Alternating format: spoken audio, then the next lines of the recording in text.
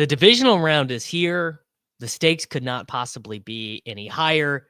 Mr. Rich Hribar is with me. Then Nez is going to join the show, and we are going to make a bunch of picks to try and win some cheddar here in the new year. Let's get after it. It's Short King Summer, dude. It just feels like no one in fantasy sports ever learns anything. Does he mistime it, or is Brock Bowers just a grown man? Brock Bowers is just a grown man. Dare I say, Rich, football might be back. In the words of Lane Johnson, this offense looks constipated. It's Short King Summer. All right, brother. The divisional round is here. The matchups are set. Texans, Chiefs, Commies, Lions, Rams, Eagles, Ravens, Bills. No double digit spread. Oh, nope, I lied. It did move to a double digit. I did not The see Lions? the spots. The Lions. I was going to say no double digits. Hopefully it'll be a little bit more competitive, a little bit more interesting than the games were last week. How did you enjoy Super Wildcard Weekend, brother? It wasn't very super, but we had a lot of great calls for betting on the show. So it was a really good betting week for sure That's last true. week. And that's We really all did. that matters, right? If the games are Yeah. going to suck, at least put some money in our pockets. Yeah, I might even take a little trip over the border to Illinois to fire a little bit extra. I'm going to the casino tomorrow. You're going to the casino tomorrow. All right. Yeah. Are you playing table games, or are you just hanging out at the sports book? I'm going to play some table games, so I might fire some, because usually, live betting, for people that don't know, if you do have a casino, a local book, you can usually get better player prop stuff live when you're there. For sure. So, yeah. And you don't get limited. So, do you fire? We might Jahmyr Gibbs longest rush, which I've been capped on for like so long. I might get in tomorrow for a good amount of coin. All right. Yeah. Oh, the Jahmyr Gibbs longest rush. Spoiler alert. Might try to throw some dice and see what I could pull from the tables, and then just go put it all on the longest rush. What's your favorite table game? It depends what the mood is. Obviously, I got into playing craps a couple years ago. Connor Allen actually taught me how to play craps on my birthday a couple years ago, and it's just that's the fun community game. Like if you're community gaming, I do like to play blackjack though. I do enjoy a lot of blackjack. So that, and I'll spin the wheel a little bit. We'll bet some numbers, but definitely craps is the most fun, I think. See, I'm boring, dude. You like poker, right? I like poker. Yeah. It's just like if I'm with my friends, like, see, I'm going with my wife though, and I can't tell my wife you can't. Because you gotta sit if you're gonna play poker. You gotta sit for a while. Yeah. When I go with my wife, which I've done, we play roulette, because then I could just be like, what number you want, kid? What do you want? What are we firing? And after we lose, then we move on. But yeah, poker is better. Like bachelor trip, everyone can go play blackjack. I'm gonna go sit in the card room. Yeah, I have a buddy. Every time we go to Vegas, the first thing he does when we touch us, he just puts $100 on 17, and that's the start of the trip every time. Has it ever hit? Yeah. Oh yeah, it's actually hit more than once. Okay. All right. I'm gonna steal that. I'm gonna choose. He does it every trip, man. Every time we go, man. We go for March Madness every other year, that group, and then we go usually off and on whenever we can get away. But yeah, he starts every trip the same way. It's just his pretty beautiful tradition. It's pretty beautiful. All right, dude. Let's start talking about these games, because I think they are all, except for one, pretty interesting. And let's just begin with the most bored defending Super Bowl champions of all time. There's never been a defending Super Bowl champion more bored than the Kansas City Chiefs. They are 8-point home favorites. If you look at, that's what the unabated line has. Looks like 8 some spots, 9.5 some spots. DraftKings and FanDuel have 8.5. I mean, I think I probably like this all the way to 10, honestly. But Reebs, what is your high-level analysis of the Kansas City Chiefs playing at home to the Houston Texans? What do you got for me, boss? It sets up pretty well for the Chiefs here again, for all the people that have Chiefs fatigue here. Yeah. Because obviously one of Baltimore, Buffalo lose on Sunday. They've got a rest advantage too, which no one's even talking about. Like, oh, look at the league's giving the Chiefs a rest advantage. Everyone wanted them to be the first Saturday game, but they do get a little bit of an edge too by that. And it's interesting because you look at the hierarchy of the AFC. I think the way structurally it lines up, it could end up favoring the Chiefs anyways. I think The Ravens are suited from like a top level stance to be the worst matchup for the Bills. The Bills, who I think are the worst matchup for the Chiefs on paper, and then like the Chiefs are the worst matchup for the Ravens on paper. So it could set up for them as we get through the games here. But this matchup in particular sets up really well for them because the Texans really have two good players on offense that kind of account for generating all of their offense, Nico Collins and Joe Mixon. And both players just have terrible individual matchups in this game. Obviously, the Chiefs have been an incredible run defense the whole season. When these teams met right before Christmas, Joe Mixon only averaged 0.29 yards before contact per carry in that game. And then the Chiefs have just been really great in the old Belichickian way of taking away lead options in passing games this entire season. I mean, we opened the year, remember, where everyone had that panic about, Mark Andrews and Zay Flowers didn't do anything in that opener. It was the big likely game, and everyone was doing the likely fab stuff. The week after that, they held Jamar Chase to 35 yards. They're second in the NFL in yards per target allowed to opposing wide receiver ones. Then these teams played before Christmas. Nico had 10 targets, but he only had 60 yards receiving on those 10 targets. So it just sets up really poorly for the Texans. Because remember in that game, the release valve in that game was Tank Dell, and he suffered that terrible injury in that game. Oof, yeah. Hung on to that ball, which was absolutely nuts. The dude's kneecap came off and he hung on to the ball. But reverse shout out to Jared Wayne for that one. Yeah, just structure. The Chiefs are getting healthy at the right time. I mean, we saw them get Hollywood back the last couple weeks. Mahomes played better the back half of the year. They're getting Jalen Watson back on defense, who hasn't played since the 49ers game. It's just a really tough spot. I will say, though, before we talk about like the actual lines, like just some top-down notes, large favorites in this round have historically been great record-wise, heads up, but historically bad against the spread. Underdogs of 7 or more points in the divisional round since the NFL expanded to 32 teams only have a 12-31 record, heads up. It's even worse since 2014. It's 3-18, but they're 25-18 against the spreads. They have been covering those. So we can talk about some of our favorite ways to play this line, but yeah, because the Chiefs this season too have been a tough team to lay this amount of points with too. Yeah, they're one of the only teams in the NFL, I think, is just them and the Patriots and one other team never got to 30 points on offense. Although certainly I think against the Steelers, they could have gotten to 30 points on offense if it was required at all. This is an interesting thing to me. So, because this matches what I was thinking. I ran EPA per play since Hollywood came back for the Kansas City Chiefs. So in week 15, Mahomes' EPA per play up to 2.3 per play. That is much closer to his career average, where, let's see, if I think you make a strong case that the Chiefs offense is in a way better spot than when the playoffs started last year. Other than no Rashee Rice. Yeah. But remember last year in the playoffs, it was just Kelsey and Rice had almost 55% of the targets. Like they just run deeper this year. They just have a better core, like an all-around core. Like they don't have a player as good as Rashee Rice was, or like was ascending to be. But I think the whole unit is better. Maybe. I mean, look, we all, and I include myself in this, was very quick to bury Xavier Worthy and be like, this guy can't play. He can't focus on any of the details. All he is fast. The last month of the season, I mean, he just was awesome.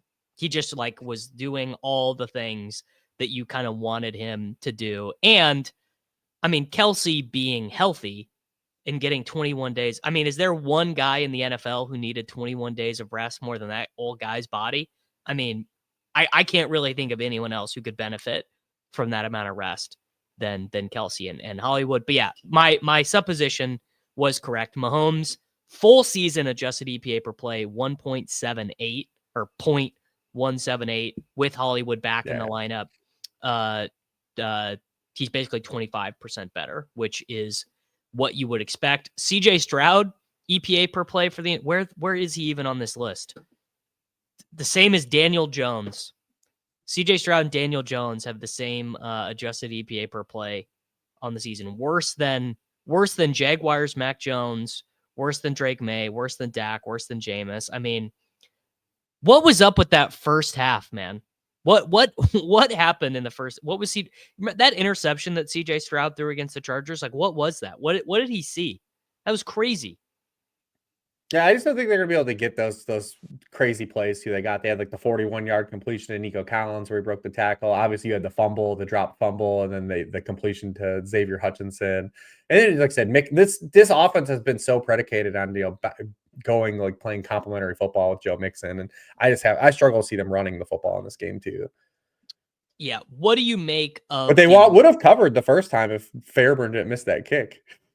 That's true. That's true. What do you make? What do you expect the Chiefs' backfield split to be like with Pacheco having gotten all of that rest? Do you think it'll be about the same? A little bit more Pacheco? I do. I think it's tough to expect Pacheco with the injuries he's had to just like flip a switch, right? Like the dude Yeah, broke his leg in the start of the season.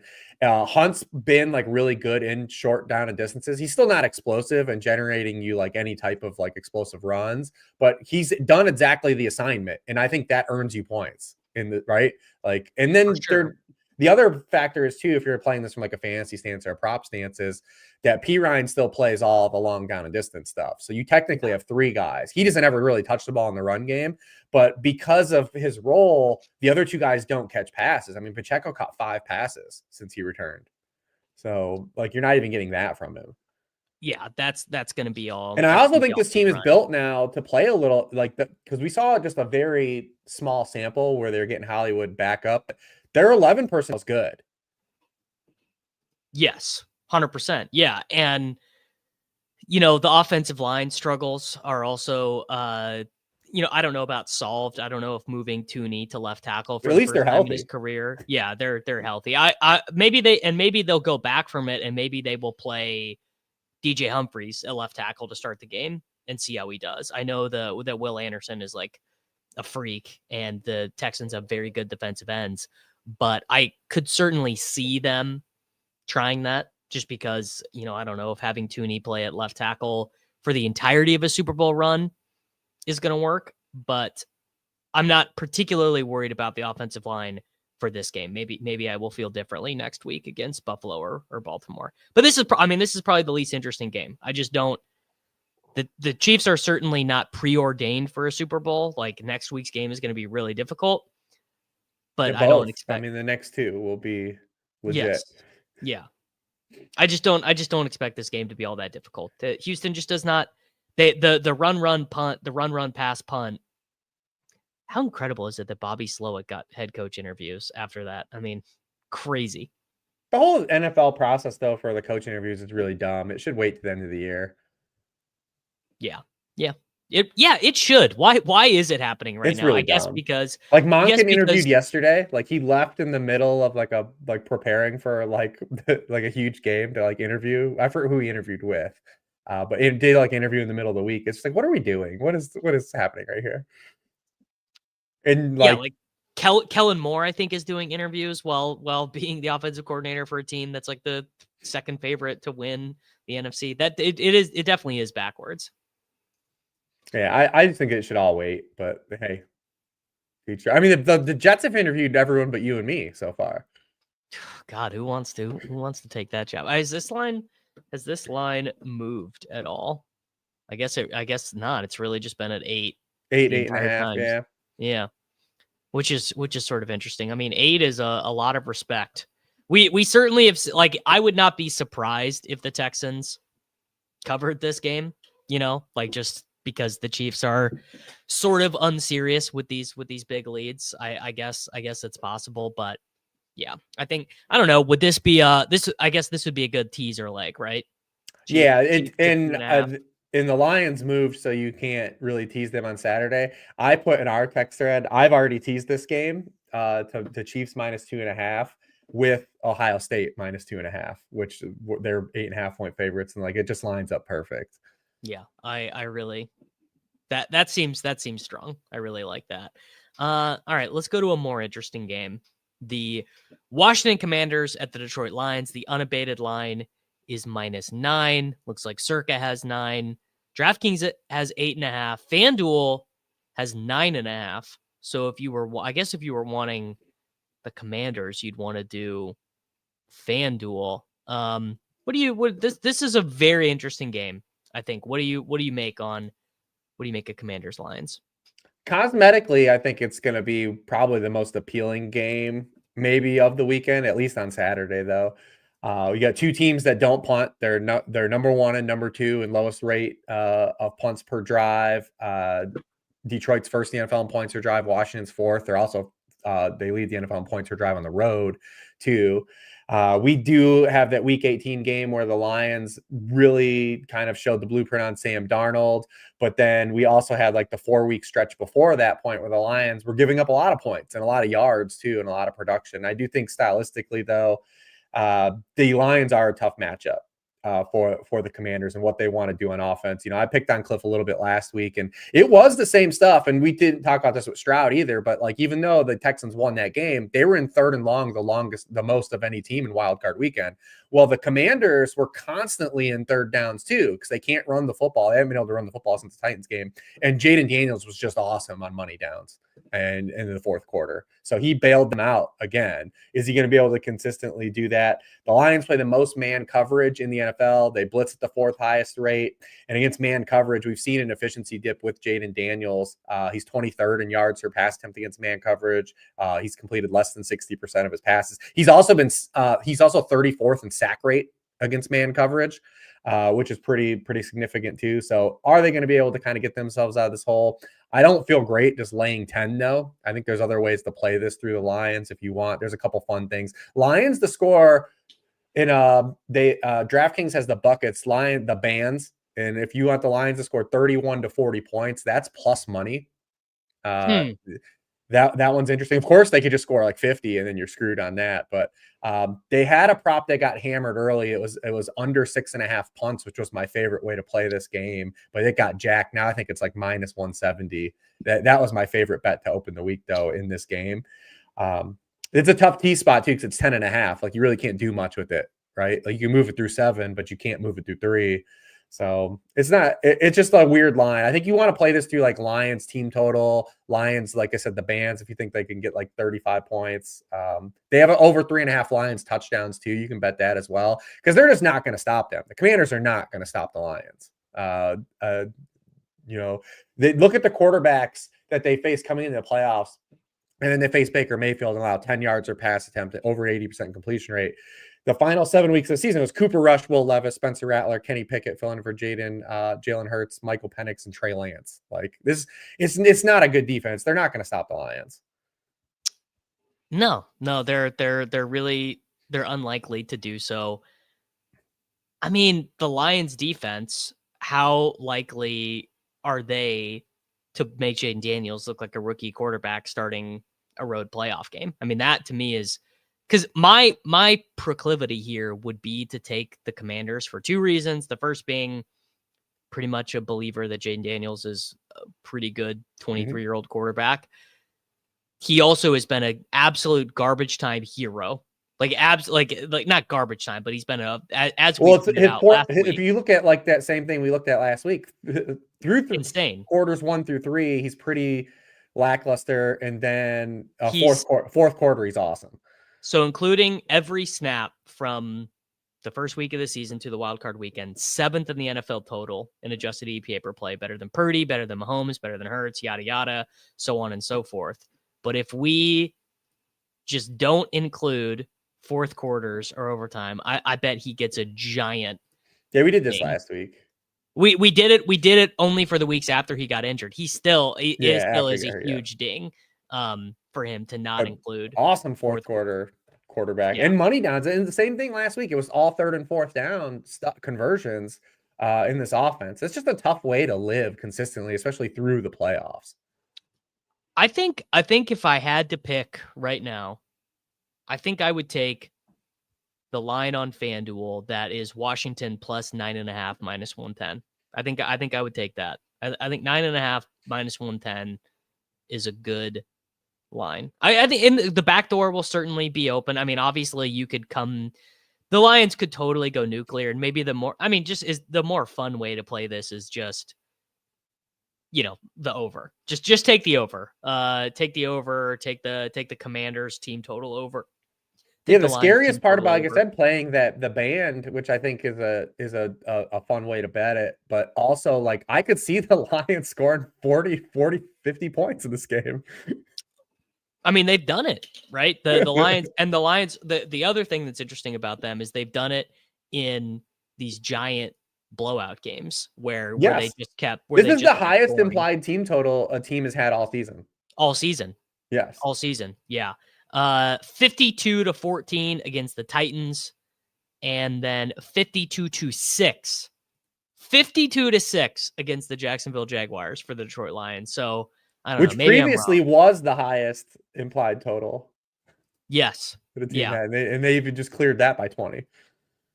Really, I mean, really incredible stuff. In terms of I have a hard time just seeing the Commanders stop them because of what they want. One, we know the run defense all year has been bad. And then two, like what they do defensively just isn't going to work against Jared Goff. Like if you want to play man coverage, which they've been playing a lot of more of late, I mean, he's number one in the NFL in quarterback rating against man coverage, like almost 10 yards or past them. But like they're just going to, I just find it really hard to like avenues or Washington's get enough stops here. Yeah, they've given up 4.8 yards per rush attempt. Negative 99 expected points added on defense as a whole. Not great. Not great for the Washington Commanders. And you should feel good. Like if you're a deserve Commander some fan, points. if you're a Commander fan, you feel great. Jaden Daniels looks like a baller. You actually want a playoff game. Right. Everything's in motion. Everything's properly in motion. But this is one where I have a hard time like seeing them be there yet. Like the Broncos last week going into Buffalo. Like it's just a different tier of opponent. What do you think David Montgomery's role is going to be? I assume probably similar to what it was. He's been practicing in full. Like I really hope that he does not get re-injured. I hope that this is not the end of the. But you saw what FanDuel did, right? No, He's 4K on FanDuel. Oh my God! Of course he is. Why would David Montgomery? Oh my God, that is just classic FanDuel. It is. And especially because it's FanDuel where it's like he could still get a touchdown easily. Oh like, sure, yes, yeah, he could stink. But you can't even fade him at 4K. No. I am not going to the game. I'm going to Underdog is doing a party here in St. Louis. They like rented out a bar. It's gonna be free drinks and free food and stuff. So I'm going on Sunday to that. My buddy did invite me to the game, and I was like, I don't know, dude. It's gonna be about 17 degrees and wet. I don't know. I have been to a Chiefs playoff game. Here, the secret is going to NFL games. It's just not that fun. It's got to be like an all-time game. But yeah, I'm not going. Because you could have went last year, right, when they faced Miami and the yes, could have went to that game. Yeah, could have went to the one of the coldest playoff games. Well, a couple of my buddies did go, and none of them had fun. They all said it was not worth it. They all said basically like it sucked. You couldn't move. It was. Yeah, there were some reports of people getting like frostbite at that game. Yeah, obviously, dude, it's crazy. Because some assholes got a shirt off. Like yes, it is 50 degrees warmer. It is 50 degrees warmer than last year. That Dylan, you are telling the truth about that. They are fun, but only in height. Like you're glad you're there, but like maybe I'll go. Maybe I'd go next week. Maybe next week. It's just such a good TV sport. It's a bummer because it's one of those sports that just is so good on TV. Like, and there's just another, like, it's hard to get like super close. When you are close, you're close. But like when you're like courtside at NBA game, it's just different. Like you're like, you appreciate like all like the fact that all those dudes are aliens. Like when you see Giannis in person, you're like, there aren't humans like this. Like no. where do they get these guys from? No, that's very true. Going to NBA games is actually just so fast. Like live hockey is just a different thing too. Like it's just such a fast sport. Yeah, I go to like 3 or 4 3 or 4 Blues games a year, and they're I don't care about the Blues, but it's just hockey's just a fun sport. It's a good live sport. Yeah, it is a good live sport. All right, Los Angeles Rams traveling to play at the Philadelphia Eagles. This is a very lukewarm take. If I had to pick an upset, it would certainly be this one. I think it's going to be And fairly not Bills. chalky, but yeah.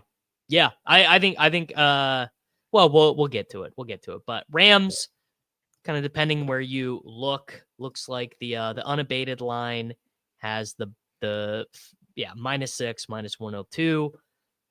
DraftKings, so I guess if you wanted the Rams, you'd want to do it on FanDuel because you can get 6.5 -105 there. All right, Rams, Eagles. Basically, Reebs, do Matthew Stafford and Puka Nacua have the juice to score enough points to get past this crazy Eagles defense? Yes or no? I say no. Yeah. Especially if it's in the snow. If they're going to be playing this game in the snow, I mean, I just feel like that benefits the Eagles so much because the Rams have one trick on defense, and it's pressuring the quarterback. Like when they don't pressure the quarterback, their splits are a nightmare. And the same thing with Jalen Hurts. Jalen Hurts has really wide splits, and you slow down that pass rush inherently with the better offensive line, which the Eagles have. And then if they're going to play that game in the snow, that just helps the Eagles even more. Yeah. It is all kind of turning up for the Eagles in this spot. The concerns I have about the Eagles, they are now so conservative with Jalen Hurts on offense that if they do get punched in the mouth, like if they something bad happens, a fumble return on like the Kenny Gainwell fumbles or Aeneas Smith fumbles on a kickoff and something bad and they have to punt or something. And those are all of a things we sudden just they're don't down. know. Like you don't know. And Exactly. especially laying these points like the first 3 games we covered, like laying 8, laying 9.5, laying 6.5 against quality opponents, like one turnover, like just I mean, don't know. the Eagles lost the Super Bowl to the Chiefs through like basically no one's fault, just like a bad snap fumble that was returned for a touchdown. That's why the Chiefs won. I mean, it really it's basically that simple. So the thing I'm concerned about with them, and I'm actually more concerned about this next week and in a potential Super Bowl, is like they have been treating Jalen with kid gloves for like 8 weeks now. Just basically like, don't drop back. Don't get over 30 pass attempts. Don't just let's just lean on them. Let's do these 15 play drives, put our boot on their necks, which is like, it's a powerful way to play football. Dude, they ran on like 3rd and 10 like 3 times last week. They didn't even care. They were like, just have the ball again, Jordan Love. We don't even care. Yeah, we don't even care. I don't like that. No. But do you still have the Steelers game though? From that's the one thing I can't get out of my head is that Steelers game. Yeah, and they, I mean, frankly, they should have been doing some of the stuff that they were doing in the Steelers game when it became so evident that they were going to win that game. Yeah, but against the Steelers, 27-13, a positive PROE game, 32 pass attempts, 25 of 32. Huge game for Devonta, huge game for AJB. I mean, but that game is what makes it interesting to me. If we do get Lions Eagles next week, that's the game it's going to be hard for me to look past because you're going to have an aggressive Lions defense, very similar to Steelers. They want to play a lot of man blitzing. They want to play a lot of cover one. And it's going to be hard for me not to go back to like, man, like the Eagles have answers for that. We just don't see it consistently enough. And that's what's frustrating about them. Do it. That's what's frustrating about them, though, is because they have like all the talent. Hell, I mean, this team was in the Super Bowl 2 years ago and arguably could have won that game, like after a couple breaks, so. Yeah, I mean, I have a hard time though. Like the Rams have everything against them. They have the rest disadvantage. They're going East Coast. It's going to be in the snow probably. You have to stop Saquon. Like it's just like I don't love the spread though. That's the problem. It's just hard to me. It feels like it's really hard to take the Eagles as a 6.5 point spread because they don't even care. Like this is they are the opposite of the Dan Campbell lines. They don't. What do they care about scoring 30 points? That is not their vibe. That is not. Well, you have to score points against them. That's the hardest thing. Like outside of that 4th quarter against the Commanders game, like this defense has been by far the best defense in the NFL like since by the opening month. Far by it. I mean, this is crazy. 4.7 yards per play allowed. They've only allowed 999 plays against them. That might even be the more illustrative thing. They just put you in such a shitty spot. that you can't even run your offense against them. 303 points allowed. That's great. It's funny that the Chargers actually had fewer points scored against them. 26 turnovers generated. Like they are, I wonder how many expected points. Yeah, they are. I mean, basically the best defense in the NFL by like 15% over anyone else. And when these teams played indoors, I think it was week 12. I mean, Stafford, all of his production was garbage time. Like it was all garbage time stuff like that. I think at one point this game was 37-20 or 37-13 maybe. It was, I mean, this was the game, if everyone remembers, Saquon had 300 yards. He had the 2 70-yard touchdowns in the second half. Yep. I doubt we get the 300-yard Saquon game again, but they didn't have Devontae Smith in that game. We talked about last week. They coming into last week, only 10% of their snaps had all 4 of those guys healthy: Devontae, Goddard, AJ Brown, and Saquon. And Hurts was objectively terrible, subjectively and objectively terrible last week. And the game was never close. Like there wasn't a point that you thought they were in jeopardy of losing at any point. Yeah. Here's the thing. The Rams did not quote unquote take care of the number 2 defense last week. Sam Darnold took care of everyone. In that game. Yeah, the Rams do kind of prefer to slog it up a bit. That it's true. It's very hard to out-eagle the Eagles. Yeah, like I said, we talked about too. I think first half under, I think, is the most appealing bet in this game, especially if we're expecting this game to start with snow. That's true.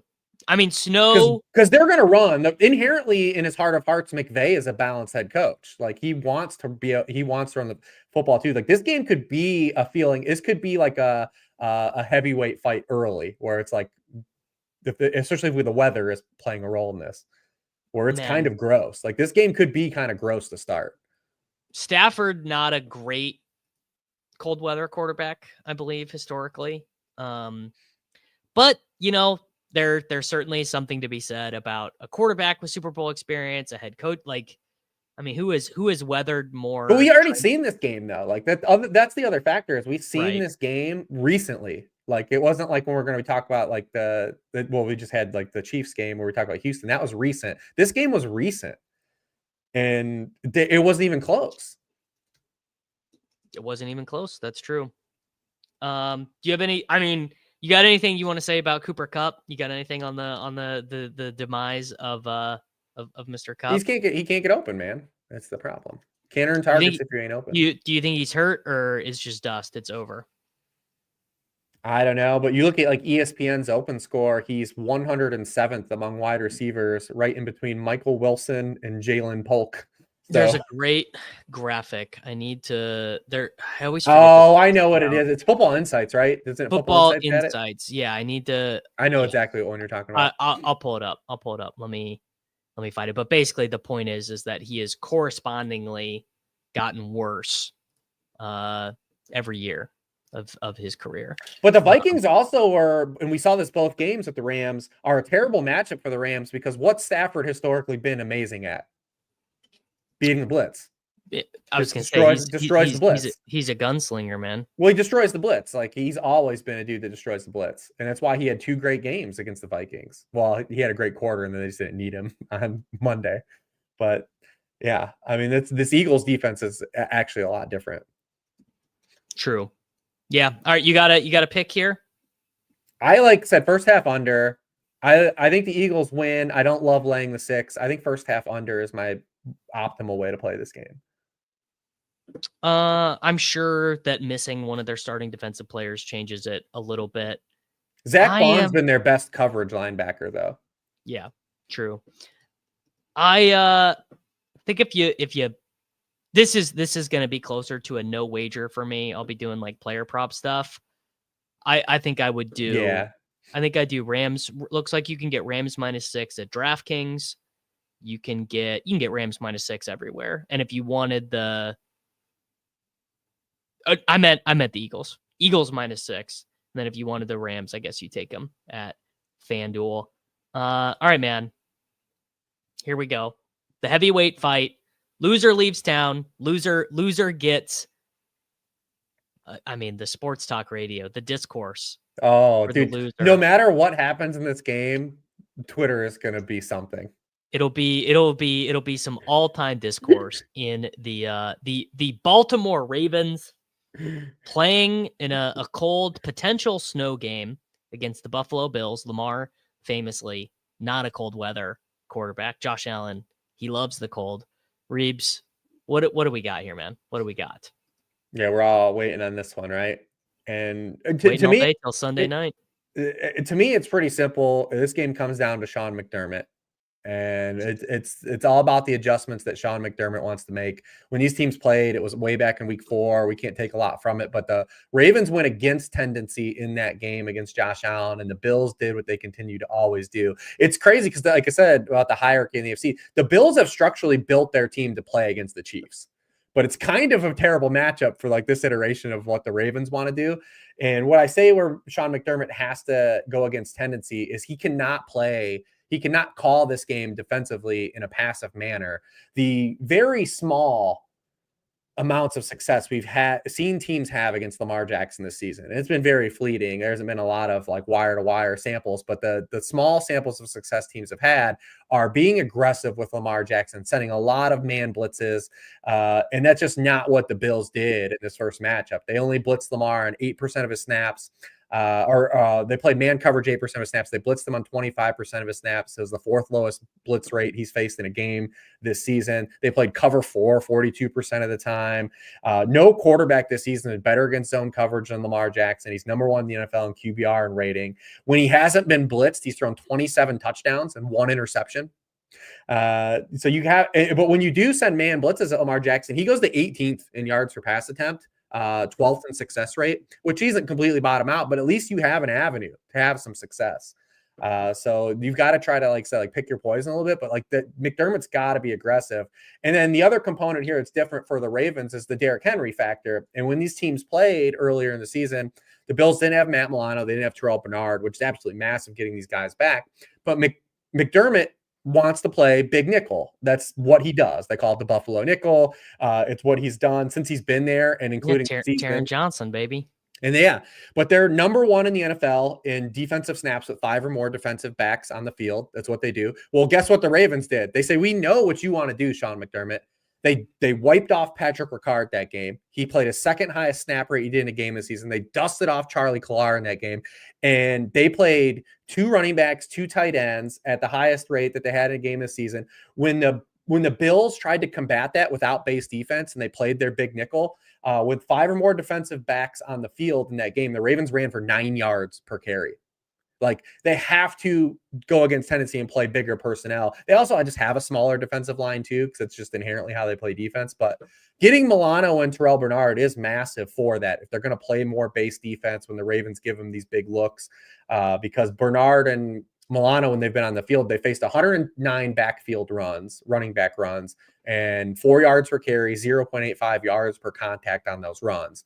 343 backfield runs with one of those players off the field, and it goes to 4.7 yards per carry, 1.73 yards before contact on those runs. Like, those 2 linebackers being active in this game, and hopefully McDermott putting those guys in position to play more base defense, are going to be a significant factor in this game. But it comes down to McDermott, man. McDermott has to make the adjustments.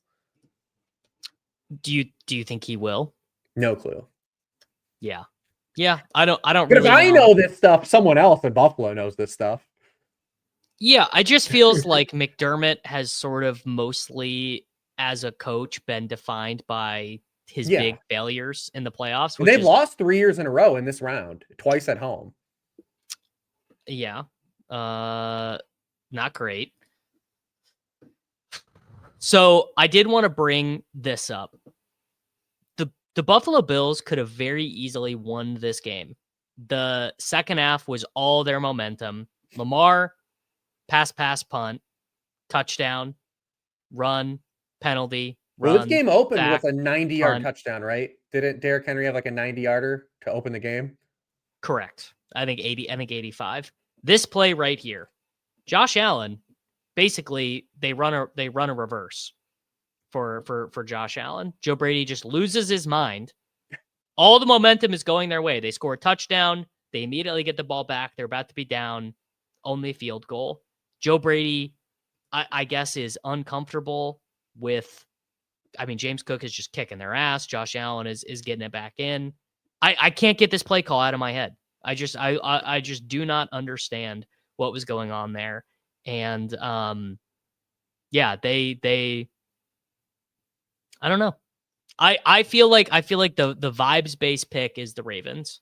That is how I feel. I feel like the vibes are directionally, and the Ravens are a better team 1 through 53. They just Rashad Bateman. I don't know. Shakir versus Bateman, but I'd rather have Andrews or Likely than Knox or Kincaid for sure. Rather have Henry than Cook. I don't know. And I think Lamar's 2.5% better than Josh probably. I mean, it's very close. It's hard for me to just. I can't fade Josh Allen either, though. Yeah. He's so good. Of course. Yeah. No, I mean, this game has everything for the narrative. Like, you've got the dueling MVPs, right? Like, you got that going on. Like, how many times are you going to see a graphic with both of these dudes' stats on the screen? Like, they're like multiple times. It's going to be Lamar Jackson and Josh Allen stuff. Then you've got kind of like, the just teams like who can beat the Chiefs. Like, there's going to be so much stuff. Like, this game is everything, though. It does. I mean, I can't call it. I'll be blown away. The Bills are scoring more than 10 points. I know that. They're definitely scoring more than 10 points. But yes. I do think this game could go under, though, too. Well, the Bills last week basically just said, well, we're just going to beat your ass. They had three possessions in the first half. They played the 6th offensive lineman. They ran it down their throat. They could certainly do that again. And the Ravens could do the same thing. Well, they're not going to do that here, right? Like, the Ravens' run defense is too good. Yeah. The only person that's got him so far is Saquon. And Saquon's gotten everyone. Yeah. Yeah. I mean, it's really weird that they shelved James Cook, the pass catcher. I mean, it'd be interesting to see if they would bring him out for this matchup. Yeah. I mean, coaches really like this, where they just put these running backs in their roles and they just keep them there. Like, James Cook is the grinder. Ray Davis is his replacement. And Ty Johnson's the passing bound back. And that's all. Both Justice Hill and Ty Johnson have awesome matchups if you're looking at like their receiving yard props, like because they're low totals to begin with. Like, great matchups. Well, both of these teams are really bad against running backs out of the backfield. That actually is good to know. You got any? Ravens are 26th and the Bills are dead last in receiving production allowed to running backs. All right, who wins the game, Rich? You call it. I think Ravens, but again, like confidence level, I would say 51%. I was gonna say I would take Ravens too. My confidence level is like higher than 51. I'll go 60%. I would not be. I'll tell you the things I would not be surprised by. I think the Derrick Henry factor is the legitimate fulcrum point for me swinging to the Ravens, though. It's just, I mean, obviously Derrick Henry is so much better than Gus Edwards, and even J.K. Dobbins when he's been available. But also, we saw last week in the first half against the Steelers. I mean, I don't know if this is the right way to do it, but the read option stuff, the way that the Steelers were playing it was they said, okay, well, we're just not going to let Henry beat us. We're just going to the running back on the read every time. And Lamar's just like, all right, I'll take 6 yards. I'll take 8 yards. I'll take 10 yards, But we talked about it too during the season. The one thing I brought up to the lead here too is, like I said, altering tendency and coaching to your opponent. The Ravens did that in the first matchup when we thought their defense was ass. Like, we thought the Ravens defense was terrible then, and they still altered what they did. They played the most man zone coverage that they played in any game this season. Josh Allen's only faced zone coverage at a higher rate one time than he did in the Ravens game, and it was the Gus Bradley Colts game. Those are also the only 2 games he didn't throw a touchdown pass. And we've talked about this a few times during the course of the season. He has a 12.5% touchdown rate against man coverage. No one's faced more man coverage than Josh Allen this season, 35% of his snaps. But he only has thrown 4 touchdown passes all season against zone coverage. And there was a point of the year it was 0, but 4 touchdowns, 3 interceptions. And the Ravens kind of were clued in on this. and they made the Bills have to drop back and not give them a lot of man coverage looks. So I'm curious to see if they bring that back too, because that's been kind of the one thing that's given them problems. And that's not what Denver did. That's why we liked them to route them last week. It was structurally just a terrible matchup for Denver to do what they want to do. And it's why teams like Detroit couldn't hang with the Bills, right? But when you've seen a team like the Rams give the Bills some trouble and like in the first half of that game, it's because again, they force you to play, force the Bills to beat you in zone coverage looks. Like, yeah, that's kind of what you have to do. And the Ravens went against tendency. Their coaching staff outclassed the Bills in this first game on offense and defense, like bar none. So that's why I said everything falls on McDermott this game. And I mean, I hope this game is awesome. Like, I hope it's not a blowout either way. Like, I hope we get good stuff. All right, man. You ready to cook up a pick'em for the folks to yeah. That's what everyone's here for, right? Yeah, that is why we're all here. I mean, we gotta figure out what price we have on Jahmyr Gibbs. You know, that's where we have to start. If they'll even let me in. They were doing this to me yesterday. They were giving me the spinning circle, which you absolutely hate to see. What did you said you already got down on the Jahmyr Gibbs longest rush? Oh yeah. I'm going to bet it live, though. I'm going to definitely see what it is I can do with the books because I can bet a lot more than DraftKings will allow me. I've never been in a sports book during NFL games. Can you get live player props like during a game? Like you can go I don't know. at halftime? I'm sure. I guess I'm sure some places have it. Because I've been live NFL, but that was not when like props were a thing, like player props were a thing. Because showing my age here, but right, I would assume you could if you can do it on the live books. Why wouldn't you be able to do it in person? Or the yeah. Okay, Reebs, take your pick, man. Where do you want to begin? I like the David Montgomery anytime. David Montgomery anytime on Underdog is priced pretty low, but we're going to take it. We're going to take David Montgomery 0.81x multiplier to generate a touchdown. I mean, look, it's David Montgomery.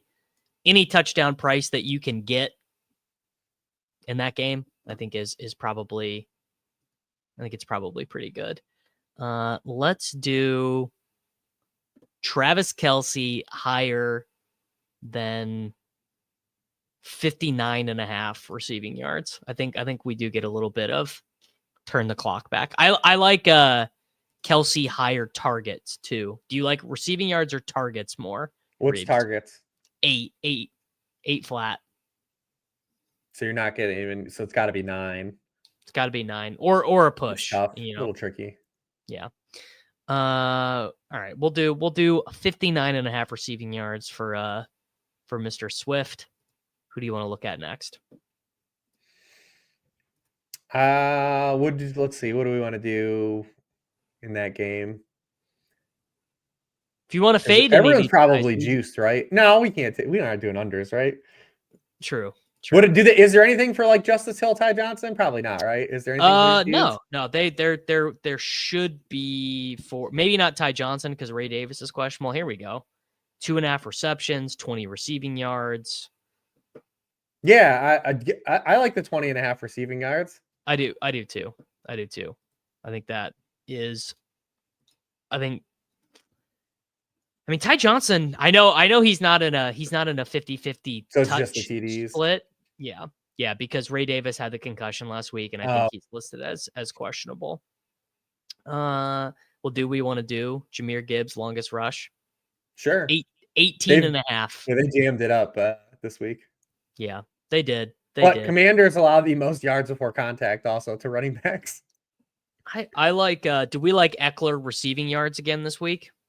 I mean, I do, but they just didn't throw to him last week. I liked it last week too, and they didn't really get him involved. Although, did you see he did get there last week? But did you see they took a pass and they called it a run? They called it like a lateral. No, but I got fucked on one with Marvin Mims. They did the same thing with Mims. He had a 14-yard catch early in the game, and they called it a run. They called it a lateral, but it was like a quick hitter.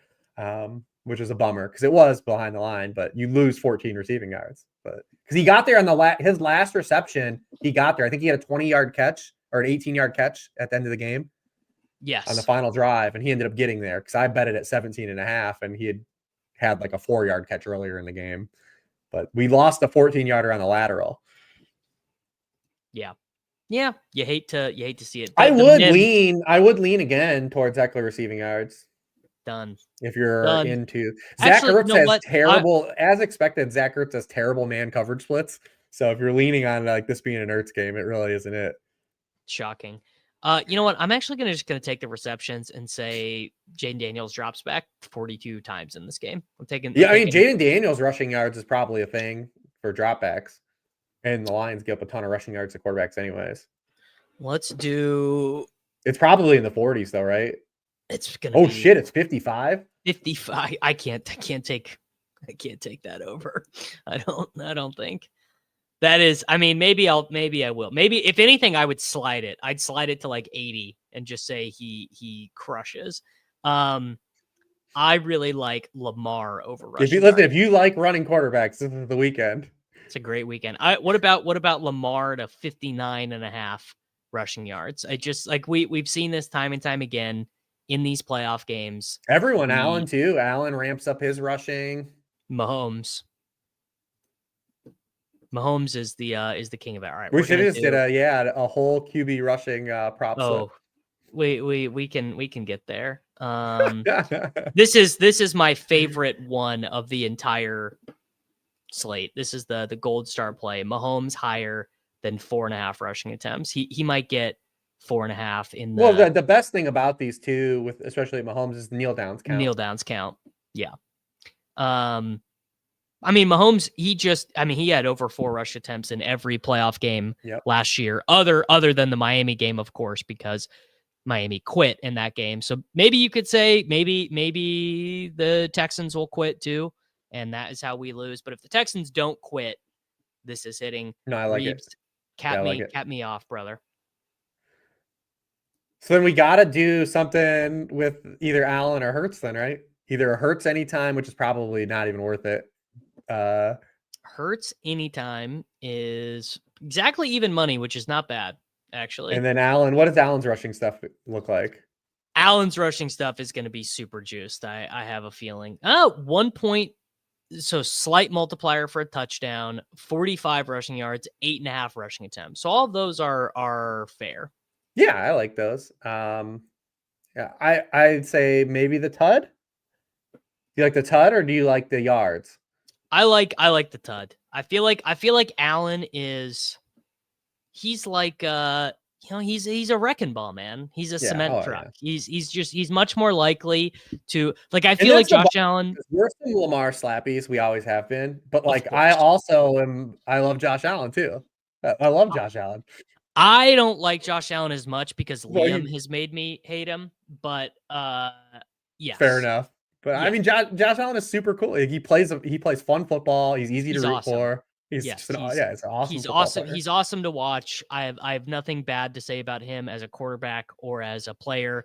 The only thing that annoys me about Josh Allen is Liam. That's really it. And I don't know.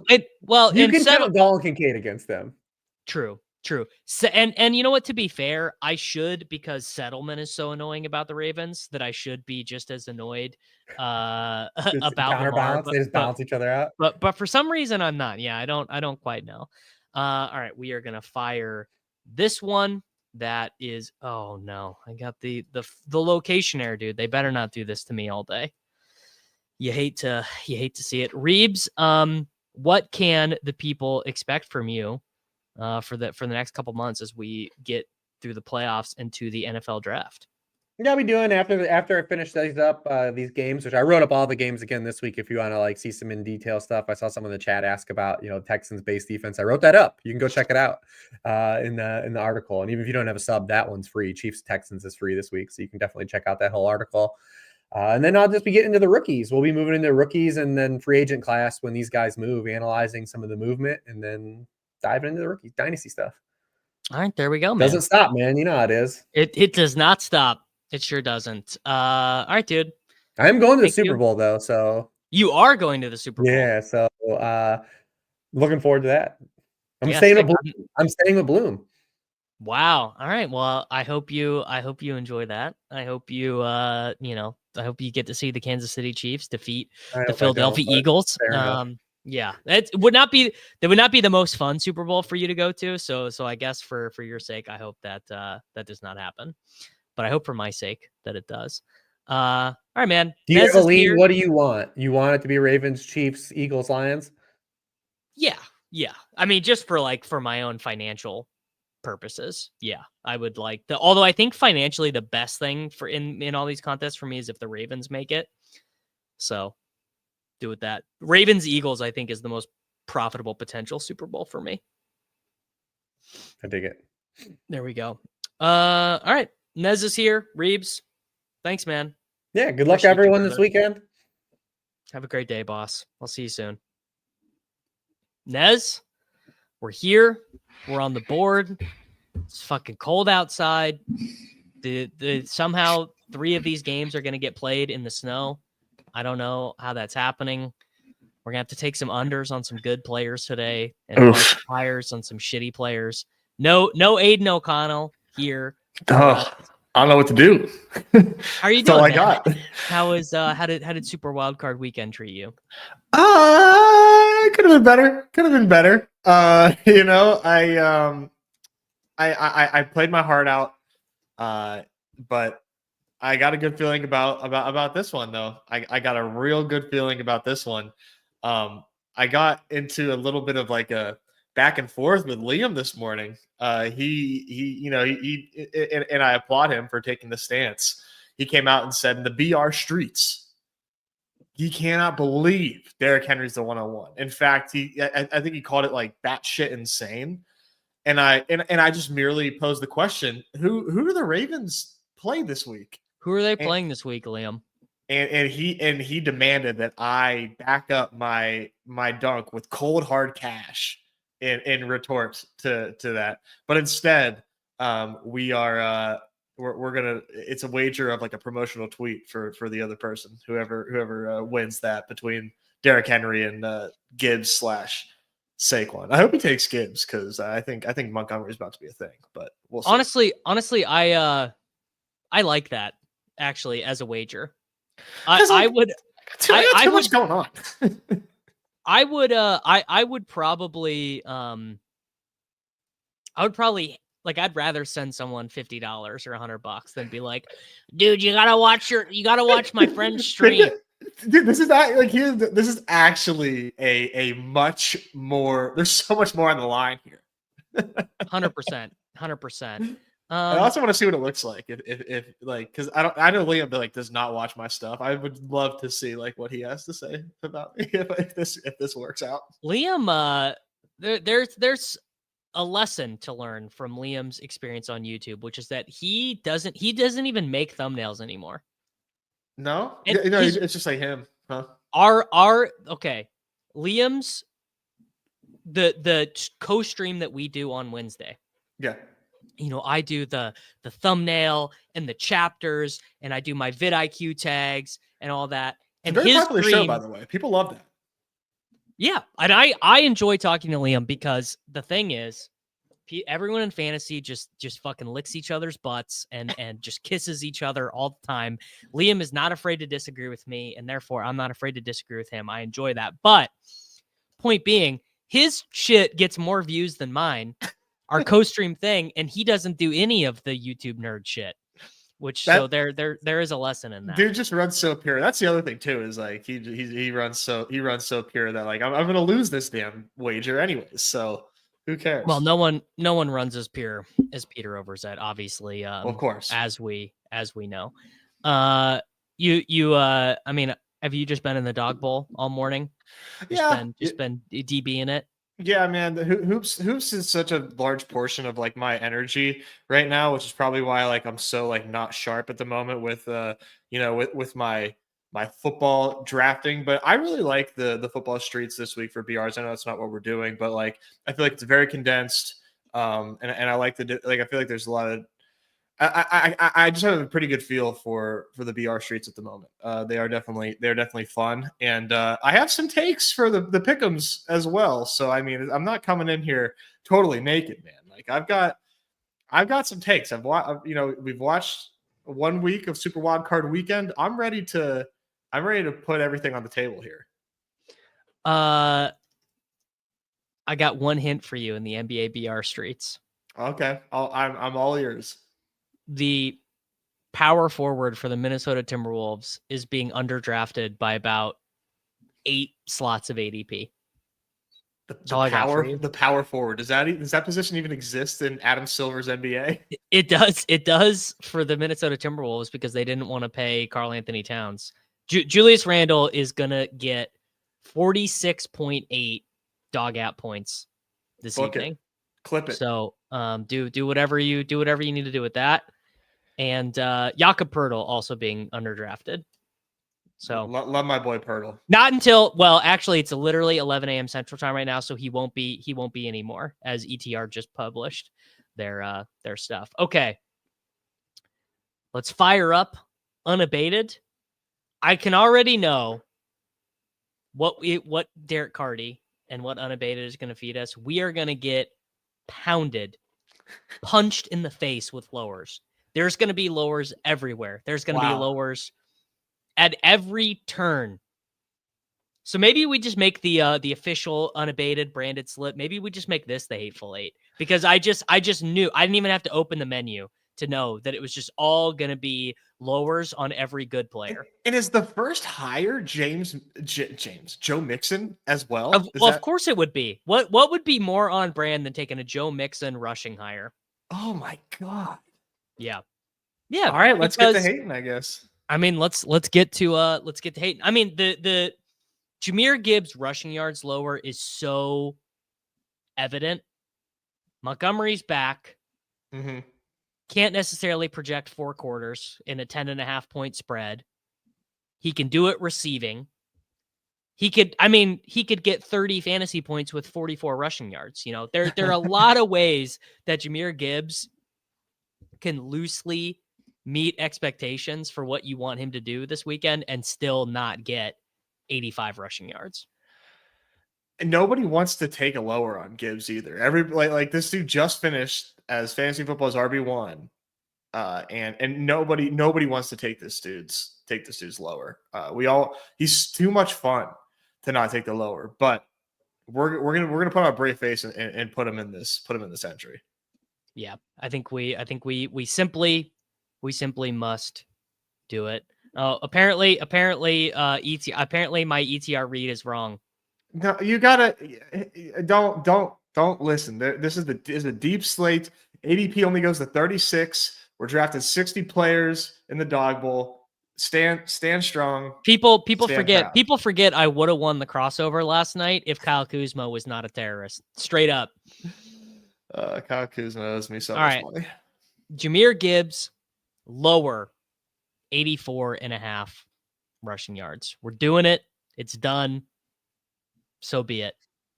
God, and of course, the next one is Mahomes lower passing yards. I mean, these are effectively wagers that the spread is correct. I mean, really, if you think about it, it's the Lions are just smoking them. No need for 27 rushes for Jahmyr Gibbs. The Chiefs easily win. You know, they hew to their very boring offense that played for most of the regular season. I mean, it pains me to do it, but Patrick Mahomes lower passing yards. I mean, if this comes to fruition, I'm going to lose anyway, so at least I'll have this slip in my back pocket. Yeah, no, I'm in on this one, right? How does this not go their way other than just like a merciless, just like bloodbath, right? Where they're just racking up points, like putting everybody on notice. Like, guess what? This is not your last year's Chiefs way where we're winning in boring fashions. This is not your early season Chiefs. We've got Hollywood Brown now, baby. We've got Xavier Worthy ramped up and they're crushing. But like, I am with you on the lower and agreeing with this read, just because, like, on top of the fact that I think they're going to kill the Texans. The Texans defense is also like kind of tough too. So this could just be like a game that plays under the total, and it's still a a Chiefs, a Chiefs bloodbath. Yeah, I think you're right. Jalen Hurts lower. Again, Jalen Hurts can still be a good fantasy play. Like, we could still want to take him in the divisional round BR, and he can still not complete 18 passes. So I like this. Here's why, Davis. And I want to play this, but I want to let you know why this is not going to hit. It's because I have been just shitting on Jalen Hurts all week on my shows. Unfortunately, man, I just it's stuck in my head from before they had AJ Brown, how just bad their offense was with Jalen Hurts. Wow, he might not be the quarterback there much longer. I just don't know that he has the arm talent. And then last week, that game from Jalen Hurts last week was horrible. And I just feel like that's kind of who Jalen Hurts is. I just don't find him to be a very talented passer. Now, he does have some deep balls in his highlight reels that are just wow, who's stopping this guy? But in general, man, I do worry about Jalen Hurts' ability to complete passes. And, some are wondering if Saquon Barkley, kind of took the pressure off him too much in the regular season. And now this dude forgets how to throw the football. Some have pondered. Some are wondering, and I think they're wondering legitimately. I think they're asking themselves, maybe it's true. Maybe Sirianni should have pushed Jalen Hurts and AJ Brown and Devonta Smith more. And they did it one time, Nez, and you know who they did it against? They did it against your Pittsburgh Steelers. 32 dropbacks in a 27-13 win. That's a homecoming game for Sirianni. People don't realize Sirianni's a Pittsburgh boy. So okay, homecoming game. Right, he had to show out.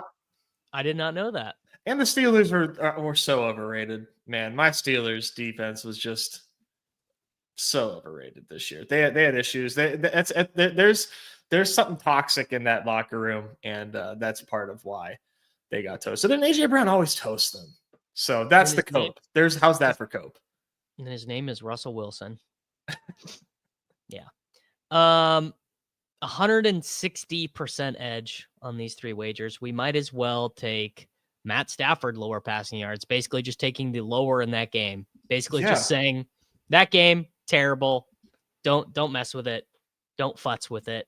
Well, who's Stafford racking up these passing yards to against this Eagles defense? Tyler Higbee, boss. Yeah, correct. The X factor. Some are saying Tyler Higbee unlocked the Rams offense.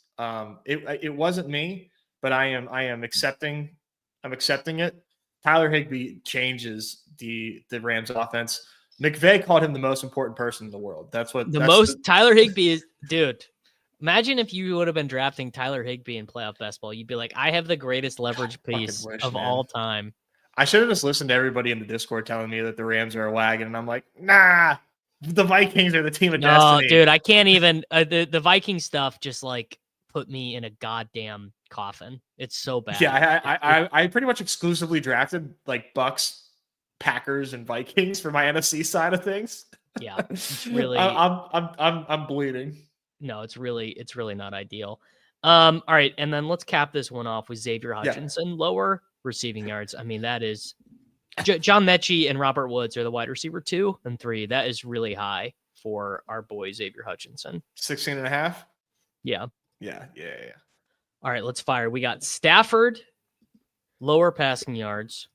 We have Hurts, lower completions. 24.5 passing attempts is so low for a playoff game. We have Mahomes, lower passing yards. We have Xavier Hutchinson, lower receiving yards. That just feels like, why is it 16.5? That's crazy. Yeah, just because it's out there. The very unpopular play, the Jahmyr Gibbs lower rushing yards. And I'm going to do this one classic. I'm going to do this one half and half insured, half not. Have to. Starting out with a 5-leg lower, man. things have changed. I guess it's the playoffs. We're trying to be winners, dude. Everyone's got to tighten their belts up. Did you guys did off and on the clock yesterday? We did. Yeah, it was like an abridged version because we had lulls on deck after, and they were talking big cat stuff, so we didn't want to hold them up too much. But we did some slides. Okay. All right. Well, we are going to be slipping and sliding later. Oh, I forgot to click reuse players. There's just Here, I think I can, or actually, I still have it up. I still have it up. Gibbs lower. Let's see how mimetic my memory is. Hurts lower completions. Come on, Davis. Don't lose the knowledge. Hutchinson lower receiving yards and Mahomes lower passing yards. My brain would not let me comprehend taking the lower on a Mahomes. There we go. Yeah, it was holding you up. All right, half insured, half regular.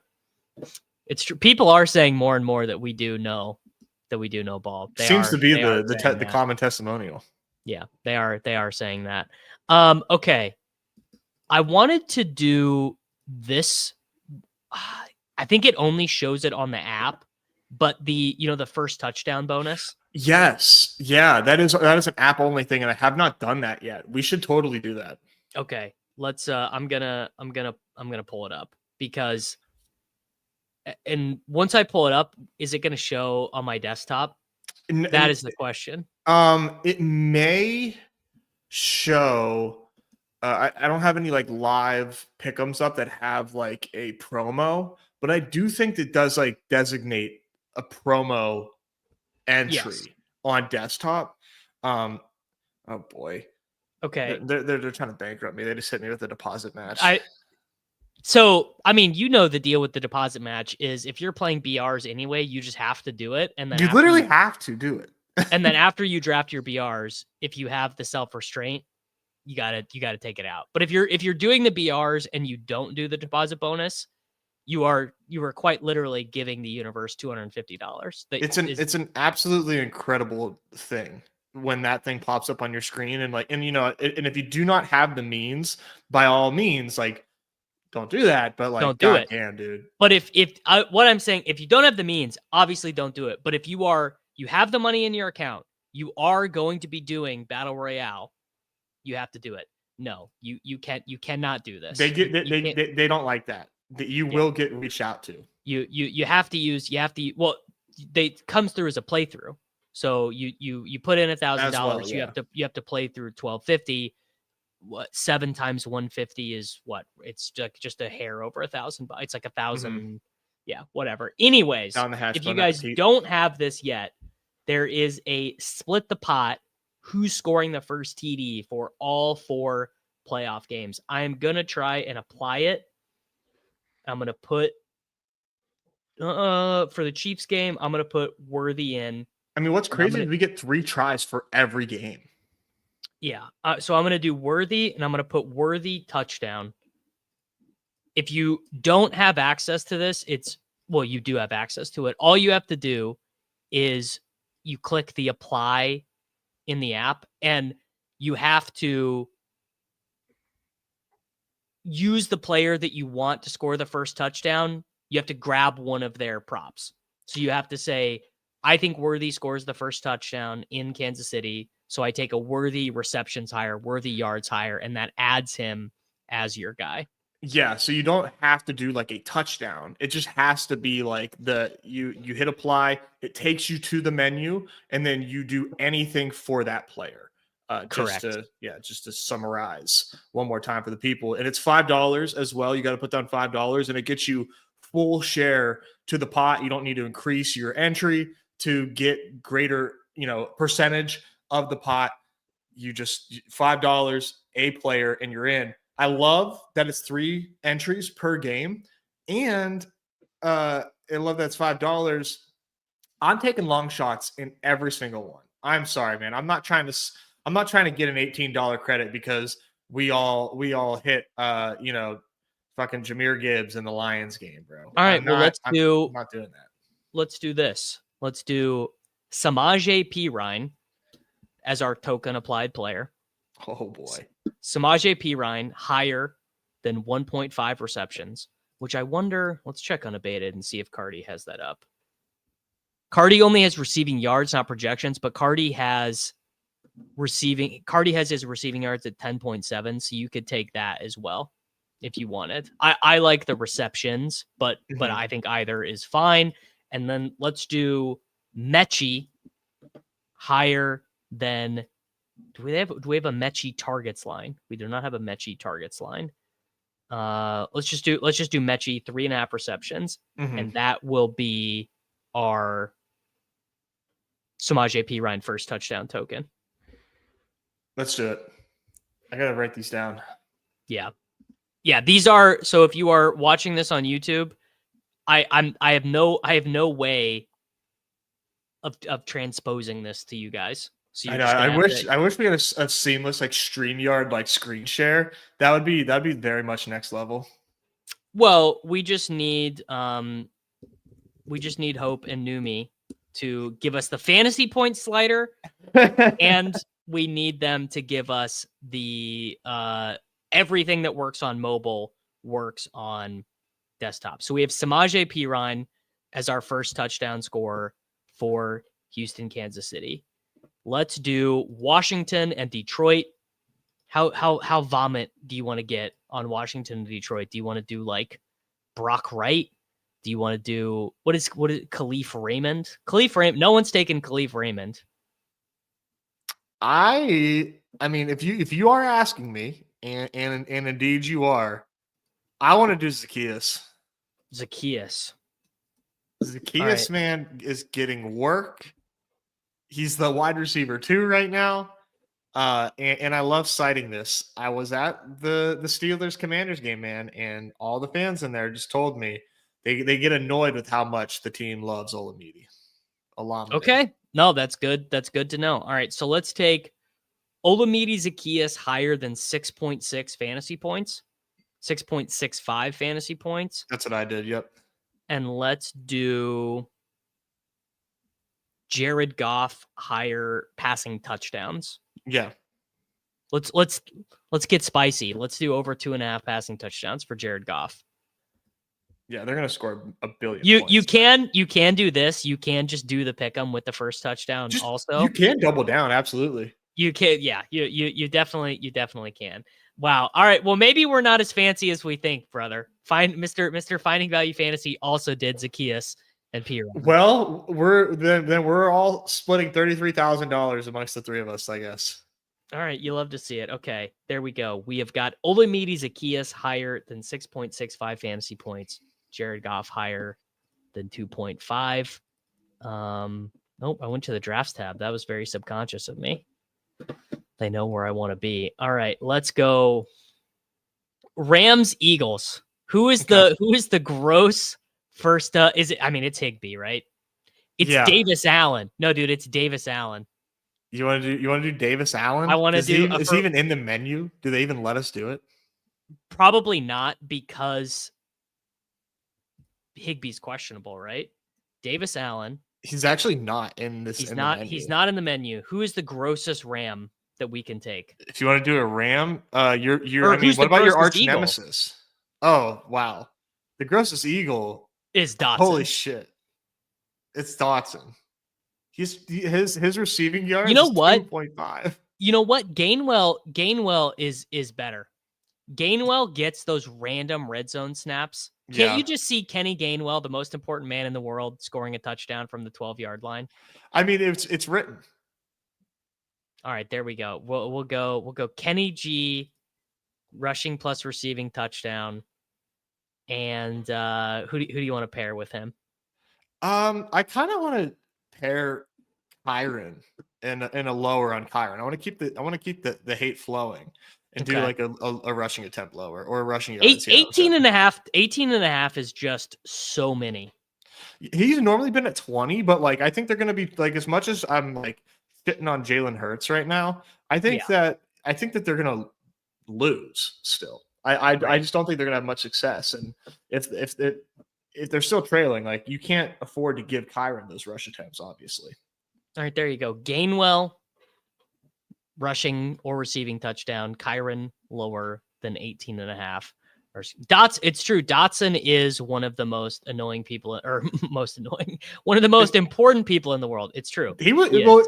The thing that stinks is like, didn't he just had the first touchdown of the game last week? So it's like the universe will not allow that to happen consecutively.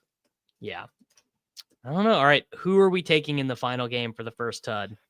Oh boy, this is the game, right? This is let me look at this lobby here and see what pops out to me. God, this game, the stakes could not be higher, Nez. They really couldn't.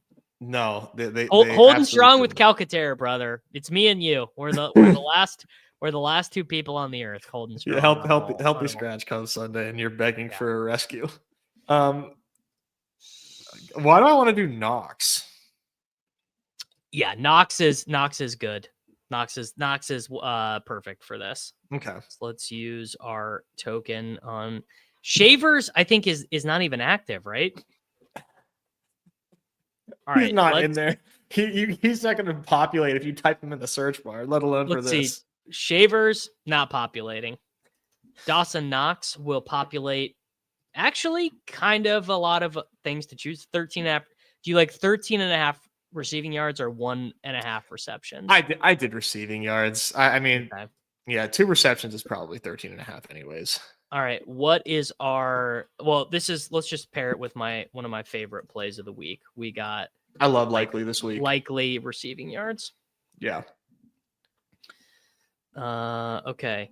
I have got Dawson Knox locked in. I've got Likely locked in. I mean, come on. Obviously, we're hitting one of these, right? And we're gonna win. We're gonna win $33,000. You love. We absolutely are. I am right now outside of my house. I see a UPS truck coming up, and I am like slightly nervous because one of our awesome Badge Bros viewers sent me a bottle of whiskey, and I'm worried I'm gonna have to sign for it. And what I'm picturing in my head is this guy ringing my doorbell and my dog going nuts. Shit. Yes, okay. Just being the worst. But we will cross that bridge if we come to it. You can put yourself on mute if and when you need to, and that is no sweat. We've all been there. Yep. Give me 1 second. I know he's coming. I'm gonna nip this in the bud. All right. You love to see it. Let's head back over to the unabated. I actually want to see what Cardi has on Likely. Cardi does have him higher, although this simulation run on unabated does not have him as particularly plus EV. Just kind of interesting how those distributions work. Yeah, we do a little bit of bud nipping, no sweat. Let's see what we can find for hires on the menu. We have the Joe Mixon hire, which I think I'm probably inclined to take. James Cook higher rushing yards. So a lot of rushing yard hires. Kyron higher rushing yards. Justice Hill higher rushing yards. Khalif Raymond. How many routes did Khalif Raymond run last week? Because it could not have been very many. Although he's sort of interesting for all of these playoff contests. Detroit Lions last couple weeks since getting back from injury. Raymond, he ran 6% of the routes, but he had so basically he got targeted on half his routes. All right, let's I think let's put the Khalif Raymond higher receiving yards in. What other hires? We've got Kareem Hunt higher rushing yards. I would not take that. Noah Gray higher receiving yards. I would. Brian Robinson. What is Brian Robinson's usage like last week? Surprisingly nice. Like usage in the passing game, strangely. Yeah, look at that. Look at that. 31% targets per route run on 40% of the routes. Absolutely elite. Khalif Raymond with the 50% targets per route run last week. I'm just trying to populate these with hires that Derek likes, that the unabated stuff has. We've got, of course, Noah Gray, one of the most important men in the world this week. Joe Mixon. I just need Joe Mixon to go over his rushing yards just for BR purposes. Like simply just for BR purposes. Like I don't care if the Texans lose, but just for BR. And I can't take a Kareem Hunt higher. We'll do the Brian Robinson Jr. higher receiving yards. So we've got Mixon higher rushing yards, Cook higher rushing yards, Raymond higher receiving yards, Gray higher receiving yards, Brian Robinson Jr. higher receiving yards. That feels all pretty good and straightforward to me. The Raymond one is crazy, but I'm gonna play it. I mean, you could use that as one of your tokens. There you go. Use that as one of your first touchdown tokens. Demarcus Robinson has never been important to anyone, anywhere, at any point. Sorry. Until you made him important. Until I made it. Do you know that this man has one catch in the last 7 games of any game that mattered, not including week 18? He's got one catch for 23 yards. Until you came out here and besmirched him. Until I besmirched him. All right, we got Joe Mixon. 58.5 is pretty low for Joe Mixon, so fair enough. I think so too, right? I mean, they're gonna try their hardest to run the goddamn football. James Cook, higher rushing yards. I mean, just watching them run last week, I mean, that was nuts. Yeah. Khalif Raymond. You know what? I'm taking the 5.5 rushing plus receiving yards. You don't want to get you don't want to get the hook on a reverse, brother. You really don't. I promise you. You're about to get the hook on a 4-yard bubble. Oh no. Imagine getting, and you know what? This is not officially endorsed. I'm taking Noah Gray up to 19.5. I'm playing the base and I'm gonna tweet out, follow the show, watch the show, and you're gonna be over here with your Khalif Raymond hook and your Noah Gray hook. Yeah. And you're gonna have no one to blame but yourself. Yeah, dude. But when I win the crossover and I tweet sub to Badge Bros, it's gonna hit so hard. That's the defining moment for us, honestly. If Kyle Kuzma gets 42 last night, I guess I don't know how many people ahead of me had him. If he just doubles his output. His output, it's a simple... Dude, I got 39 from Lou Dort in the 6th round. I mean, come on. Oh my God. 39 from the torture chamber. It's just like, dude, the torture chamber. I was so ready for it. I love Lou Dort. I have to be the only owner of a Lou Dort City Edition Oklahoma City Thunder jersey. Like I have to be the only purchaser. That is a one of one. The 2 people who have ever worn it are me and Lou Dort. That's it. That's good. Did you get that after his bubble game or something when he just turned into Michael Jordan? When did you even? 2021 at some point. Yeah. But I mean, that's just actually maybe it was during COVID. Maybe I did. Because he showed out in the bubble. I was like, oh my God, Lou against Dort is the next big thing. I was convinced. Yeah, I call him French Canadian Kawhi. All right. I do like Hollywood props, but I think what you want to do with Hollywood is you got to do the slide, because I think his medians, so I think you either slide him way down and you say they used his this gadgety targets per route run stuff is not going to work in the playoffs, or you do the opposite and you slide him way up and you say he's a full-time player and these lines are off by a lot. I think that is the right way to. I think Hollywood medians. Just think about if you were a projection, bro. How hard would that be to do a Hollywood Brown projection? They've not played in 21 days, man. Do you think about how much happens in your life in 21 days, bro? And to me, how I read that is oh wow, think about how much healthier Hollywood Brown is now, and he already was getting work already.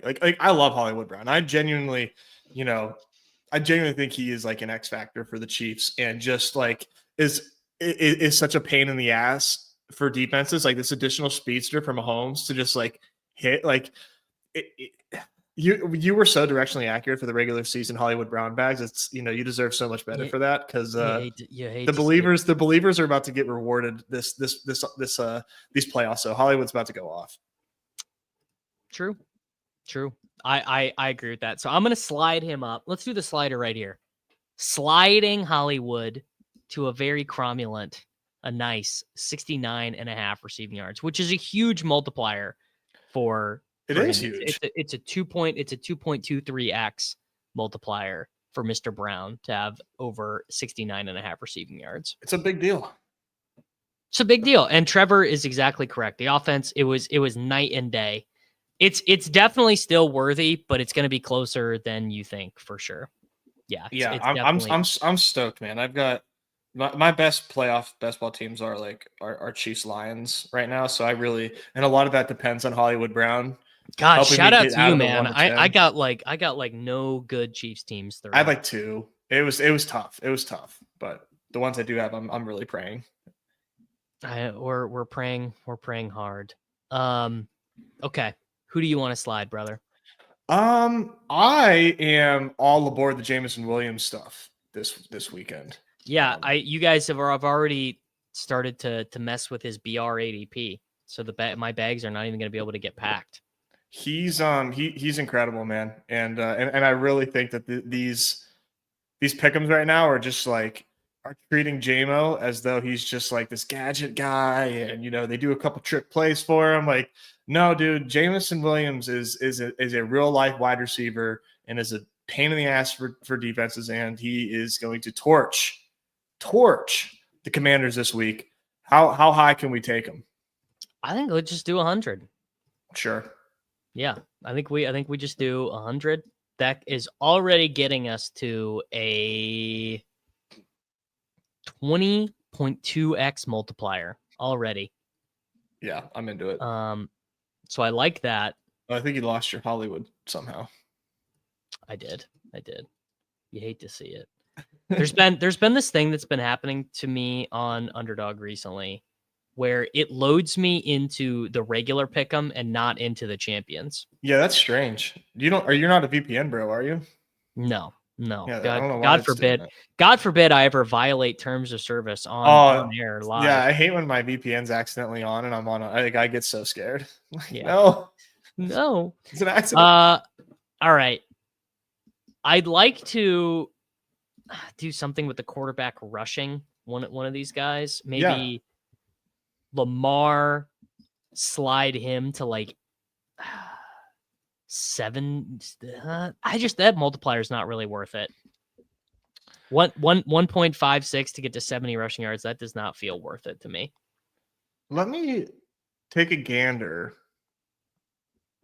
What about longest? Nah, like Lamar's not breaking up a 30-yard rush, right? I mean, that feels so tough. Longest rush, Lamar. Dude, I don't know, man. Probably he does not do it as often as this line would suggest.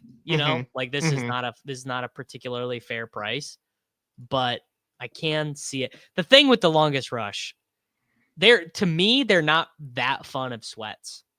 You know what I mean?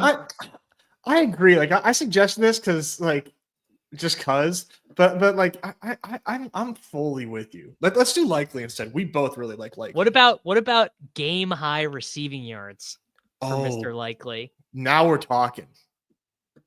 Because no one on the maxes Bills us out. No one on the Bills is getting more than there's going to be 19 players with 17 receiving yards. Does that max us out? So barely. Okay. Let me figure out what this is like. If we take Jameson Williams down.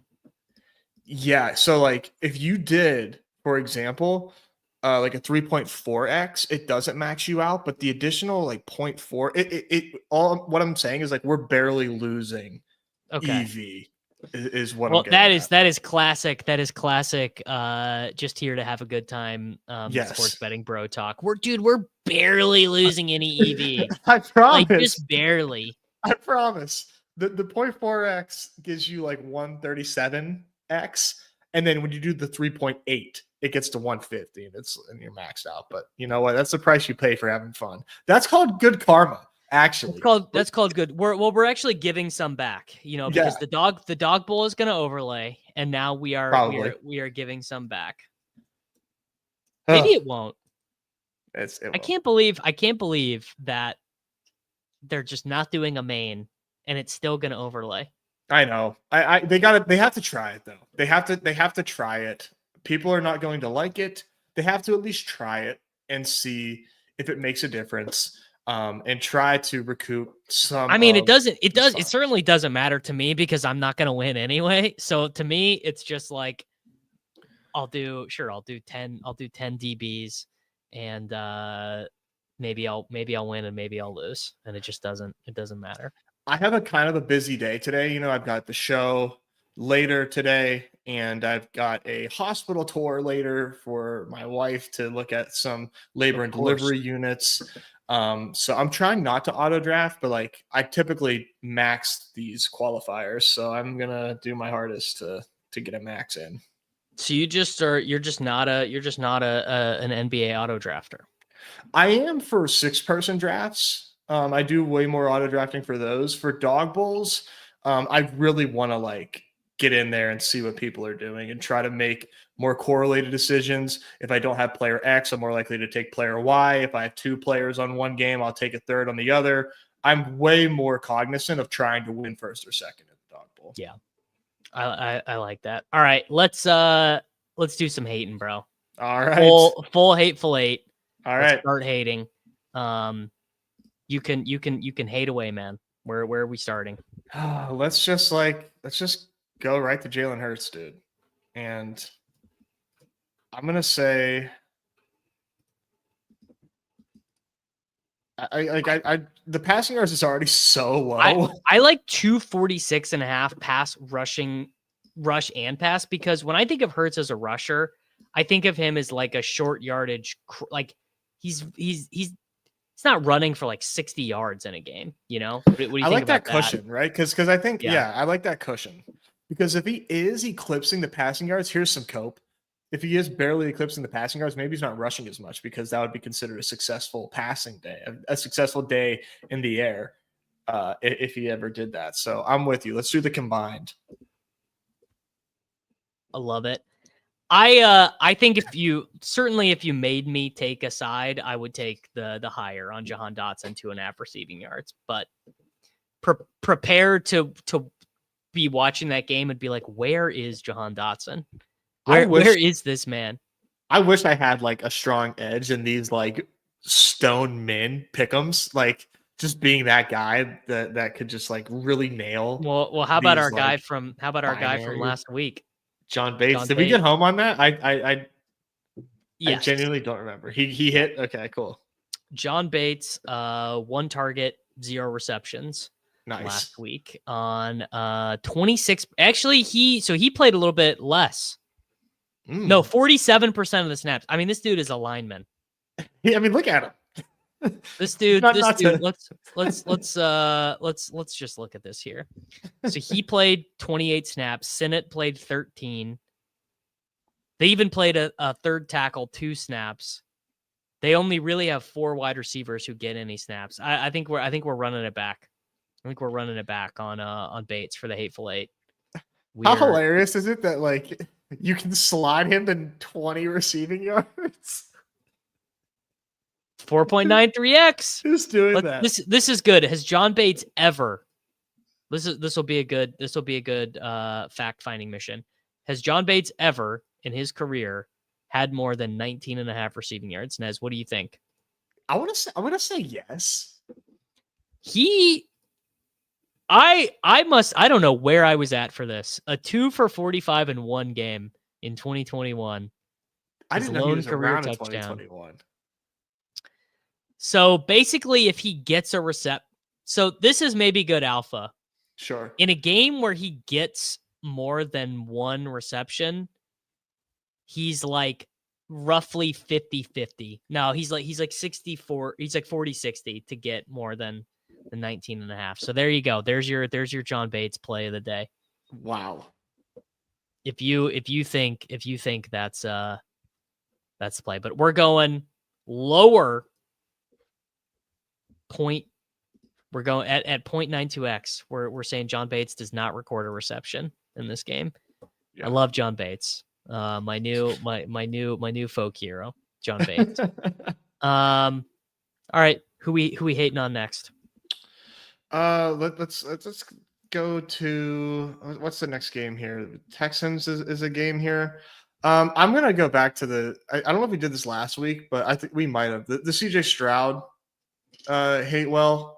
Yeah, we got killed on this very unjustifiably. Like Yes. literally the least justified under I've ever lost was Najee Harris rushing yards on Christmas, where they're down 2 scores and they were like, you know what?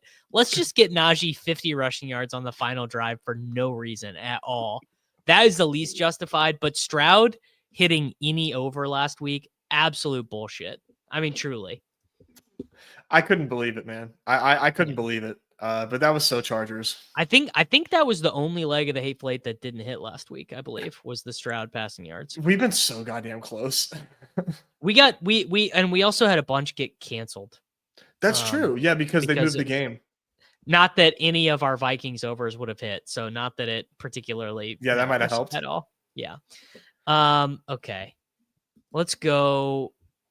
I mean, if we're hating, I would like to hate on a non-Schultz Houston Texan. I'd like to go Robert Woods lower than 12.5 longest reception. Yeah. Thoughts? I mean, or do you just want lower than 18.5 receiving yards? So the reason I would, I guess it's like 6 in one hand, half a dozen in the other. Because I just feel like they're going to be taking shots. You know, Sure. but like I don't know that they're going to be doing short yardage stuff. You know what? I don't want Robert Woods to beat me. I don't want Robert Woods to be the reason we don't win. This is true. John Bates did storm the Capitol. Where was John Bates on January 6th? And you know what? He plays in the DC area too. So it's time for us to start pointing our fingers to the sky. It's time for us to start asking questions. Okay, here's an angle. You're not going to get this on any other show. But Jalen Watson. Oh, they don't have anything posted for him. The Chiefs corner. I was about to take under on his tackles because this is his first game back from a broken foot, but they don't have anything posted for him. Wow. Doing a tackles lower would be crazy. Dude, I just assume there has got to be a crazy edge in this IDP stuff. Like if you knew ball, if you knew ball at all and you were like, actually, dude, Kamari Lassiter is like terrible against this type of offensive front. It's totally a Danielle Hunter game or something this is an Eric Murray game. You don't even know. There's got to be such edge. There's somebody out there doing it. There is someone who's absolutely cleaning up on it. Actually, what is Chris Jones to record a sack? Oh, now we're talking. Is he hurt? Chris Jones is not hurt. It's not even posted, but Chris Jones is not hurt. He practiced in full. Whenever if they post IDP stuff, start taking random Chiefs players to get a sack because no player gets sacked more than CJ Stroud in the entire National Football League. All right, let's keep hating. Okay. Let's do. Well, dude, if we really want to hate, we would take lower 4.5 receptions for Cooper Kupp. Do it. Yeah, absolutely do it. Like this matchup is not getting any easier. Yeah, I'm sorry, Cooper. And lower 1.5 receptions for Demarcus Robinson. I mean, slam it in. It's in there. Okay. Who do we want to fade on Baltimore or Buffalo? Because the thing about these teams is they distribute the ball so widely that, any of these guys, like, I will tell you 1.5 receptions on Amari Cooper. I think that is a higher. 1.5 receptions. Good Lord. Let's just, you know what?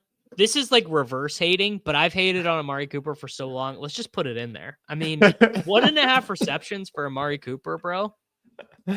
It's kind of like, it's Cooper and Cooper. So I'm going to say that this works. Yeah, Cooper Kupp and Amari Cooper. Yeah. I don't know. Oh, you see that? There you go. Yes. I think I probably will be doing. I think I'll probably be taking Keon Coleman for one of my Bills tokens, I imagine. Yeah. He's due. He is due. All right. Do we What do we want to got here? hate? You know what? I don't think this is smart, or I don't think I've got the stones to do it.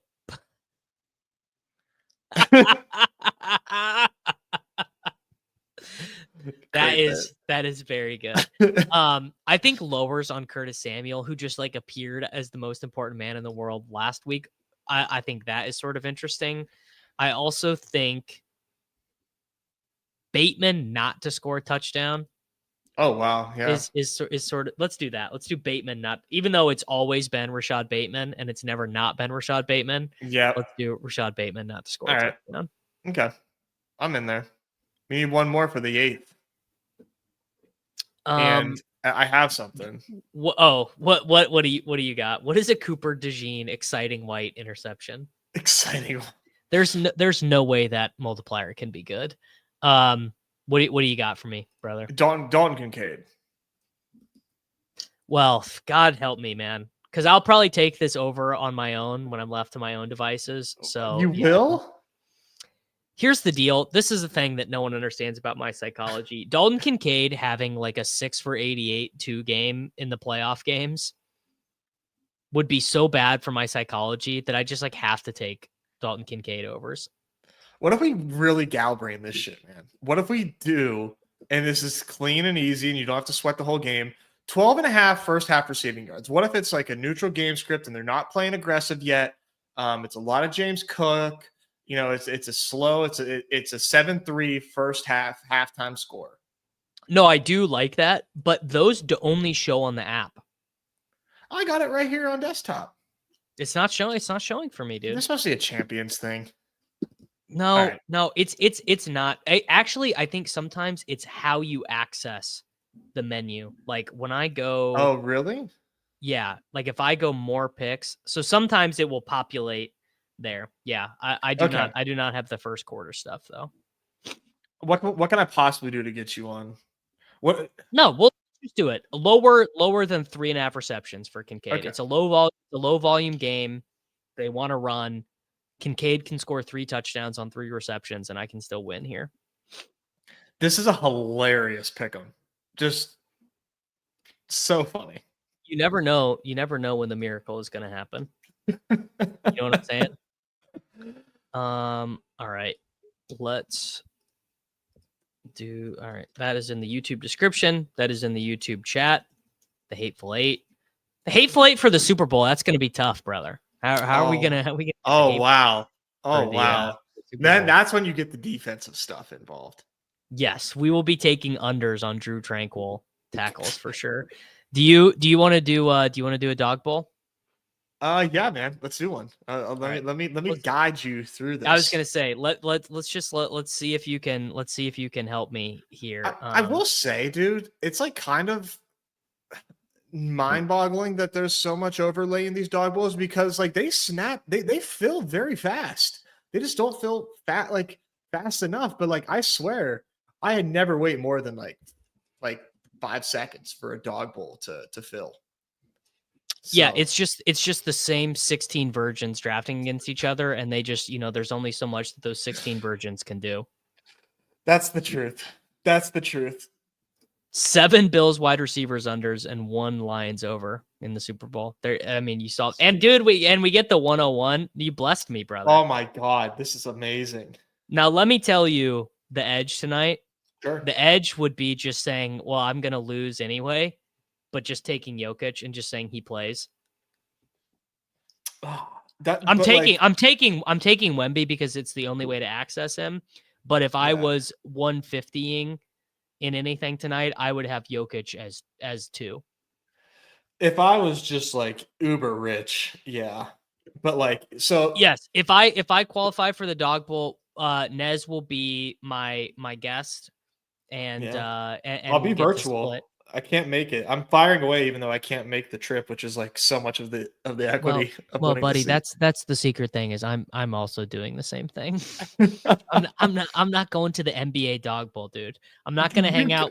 I'm not hanging out with Gumby and Awin for 3 days. All right, it's not happening. Jokes on you. Awin is a great time. Awin rules. Joke's actually more on all the people who say I never leave my house, because I'm going to the Underdog party on Sunday. They like rented out a bunch of bars, I think like across the country, because someone told me there's doing one in Chicago too or something. What? I gotta see if Yeah, they're doing one in Dallas. one of the guys emailed me and sent me like an Eventbrite event. Like, Wow. bring whoever you want. Underdog's paying for all. It's literally about 15 minutes from my house. Any further, I'm not, like, if it was in Kansas City or something, I'd be like, oh my God, I'm not driving. No shot, brother. You won't catch Davis dead in Power and Light District. No, I mean, of course I've been there, but Yeah. it's been a long time, brother. Mac overs, says Nick. I like that. I love Matt Collins, dude. I think Matt Collins is a joy and is a light in the world, to be honest. I think he's so cool. Okay. Have you been uploading the unabated NBA projections in yet? Yeah, I do it towards lock, man. Once they I'm they come out at 3:30. Mm-hmm. Yeah, 3:30 Central. And I under custom projections right here. Yep. And then they'll populate, and then you can download them, and they upload them or update them a lot. Or pretty frequently up toward lock. And I love getting those in there because, the people that play right now are not totally like using these projections yet. They're getting there. So you get a unique flavor on your ranks. And I think they're pretty sharp, man. I smashed some Amen Thompson rebound stuff last night because it was one of their biggest edges. And that helped me have a really nice night. I hit his double and his rebounds, and they were like screaming at me to take it. All right. Okay. Who are you thinking here? Who would be the Nez taps? I would definitely queue up Hero. Agreed. Levine goes because Baconator knows his shit. And then I would probably go Paolo. Paolo, huh? I know they're big dogs right now, but honestly, I think Boston is like extremely overrated by the markets right now. They're just like not as good of a team at the moment that the books seem to think. 25 to 27 Paolo minutes versus 36 RJ Barrett minutes. No, he's exceeding those minutes. He's exceeding 25 to 27. And the PRA for Paolo is like top notch. It's 35.5 right now. Okay. 35.5 if I didn't say that. 35. I think I might say 25. All right, we're gonna take Paolo. Someone is definitely duped this start. Probably me. Probably you. Yeah, I think I've taken Hero on everyone. Hero's a great pick, man. It is what it is. Denver's. Although I love taking guards against Denver.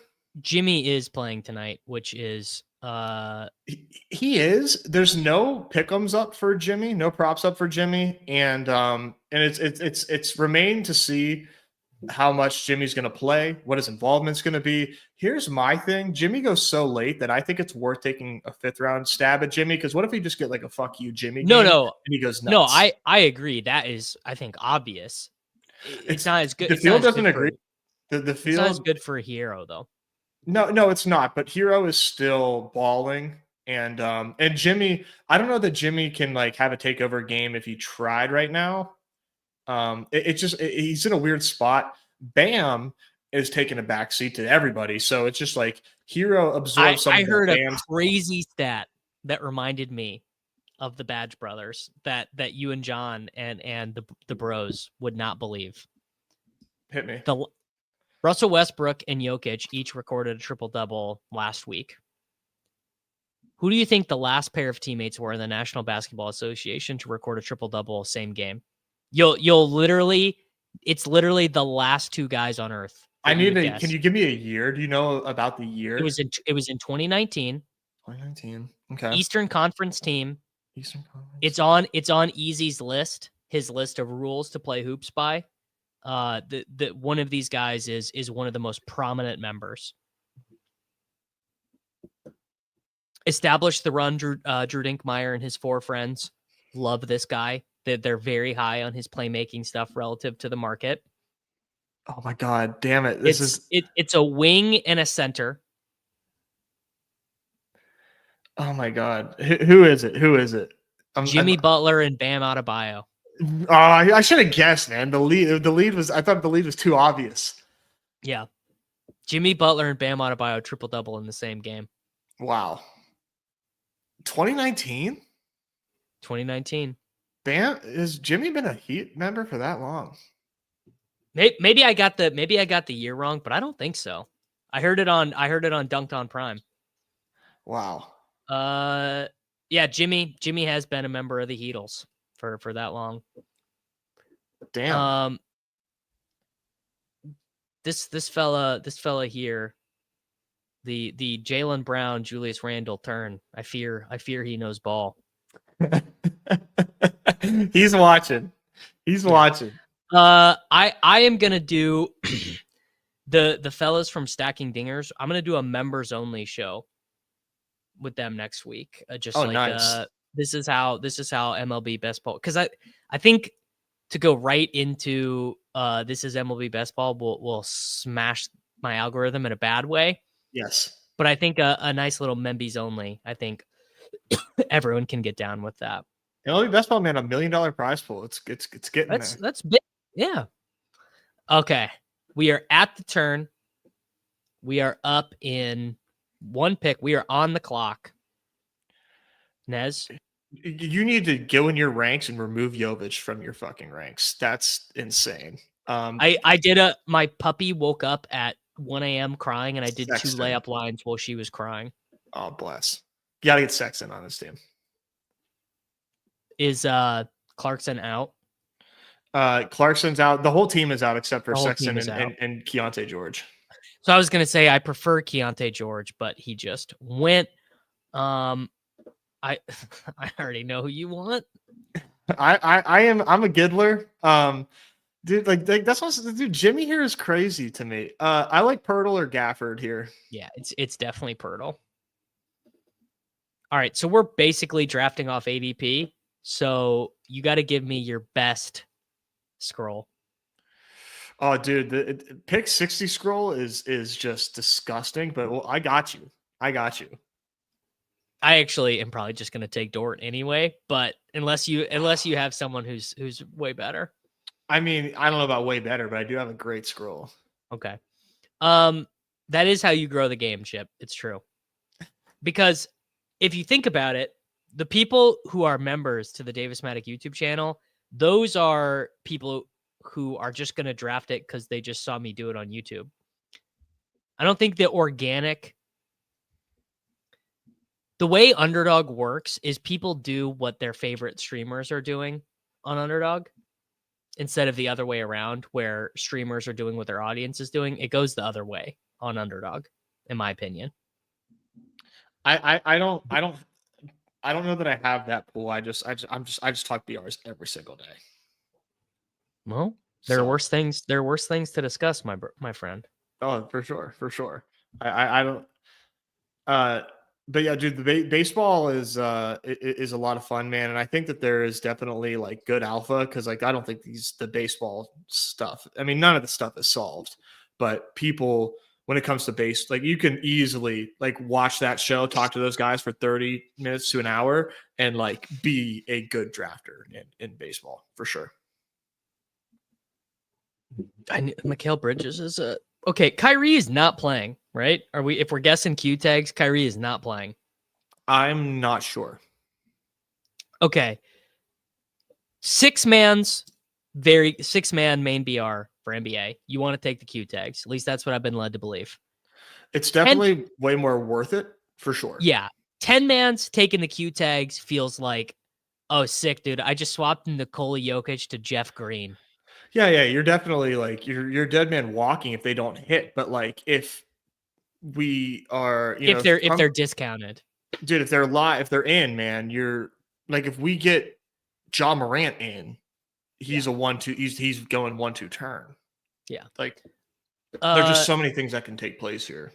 EPL best ball and BR will never happen. EPL best ball can't happen because the season retains transactions as the season. So the season starts and then teams can still trade. But basically, like you could get a guy from Spain. The Premier League. I'm like, what yes, you can get a guy from Spain in January, right? So that doesn't work. And then BR also doesn't work because you don't know who's playing. Josh Norris would drop everything to get EPL best ball. Yeah, he would leave the Hayden and Josh show like immediately. Be like, peace out, bro. I have to do 6 hours of content every day for Austin Villa. Yeah. Josh is the head of content. If EPL best ball was even possible, he would do it, but it's not happening. All right, man. Okay. Give me the scroller. You want this? You want the scroll? You really want the scroll? You got to go Bryce Sensabaugh. Okay. I have been taking Santi Aldama instead, but I will do Bryce Sensabaugh. You have to take Sensabaugh because Sensabaugh is like a shot creator, and he can absolutely get to like a 35-point fantasy score because he has a bag. Like he's actually nice. There is a chance that Sensabaugh has a little bit of a takeover in this game. The Jazz, like I love Sexton. The Jazz oftentimes will like run. Do I not want him with Sexton? You can't win. No, you can do both because I think the Pelicans. I think this game's going to go over. All right, let the record state: if the Davis Mattek account on Underdog wins the Dog Bowl qualifier tonight, that means that Nez is my fictional +1 who will have to attend virtually, and I'll have to ship him 50% of $100,000 to first place. $200K to first. $200K. All right, I'll send you. Our accountants will have to get in touch. I'm sending you $100K after taxes. There we You go. heard No 1099s. All right, boys. There we go. What is coming up on the Badge Bros channel tonight? Are you doing a no strip stream for DBs? I am. Yeah, I am doing a no strip tonight. I have not decided whether that will be like baseball, maybe do like a dinger show or doing some football stuff, TBD, but we are going to do something because that's always fun to BS and talk with folks. And then I'm going live in an hour or two to talk NBA for a little bit. All right. There we go, folks. Fill the Dog Bowl tonight. Check out unabated.com if you like some of these menus and tools we were playing around with. And I will be back with you guys on Monday. Yeah, I was trying to say the thing, but yeah. Actually, I'm streaming with Karain today at 3:30. So if you really want to hear me talk more about these games, I'll be on the Legendary Upside channel at 3:30, and I'll see y'all then. Nice. It's Short King Summer, dude. It just feels like no one in fantasy sports ever learns anything. Does he mistime it, or is Brock Bowers just a grown man? Brock Bowers is just a grown man. Dare I say, Rich, football might be back. In the words of Lane Johnson, this offense looks constipated. It's Short King Summer.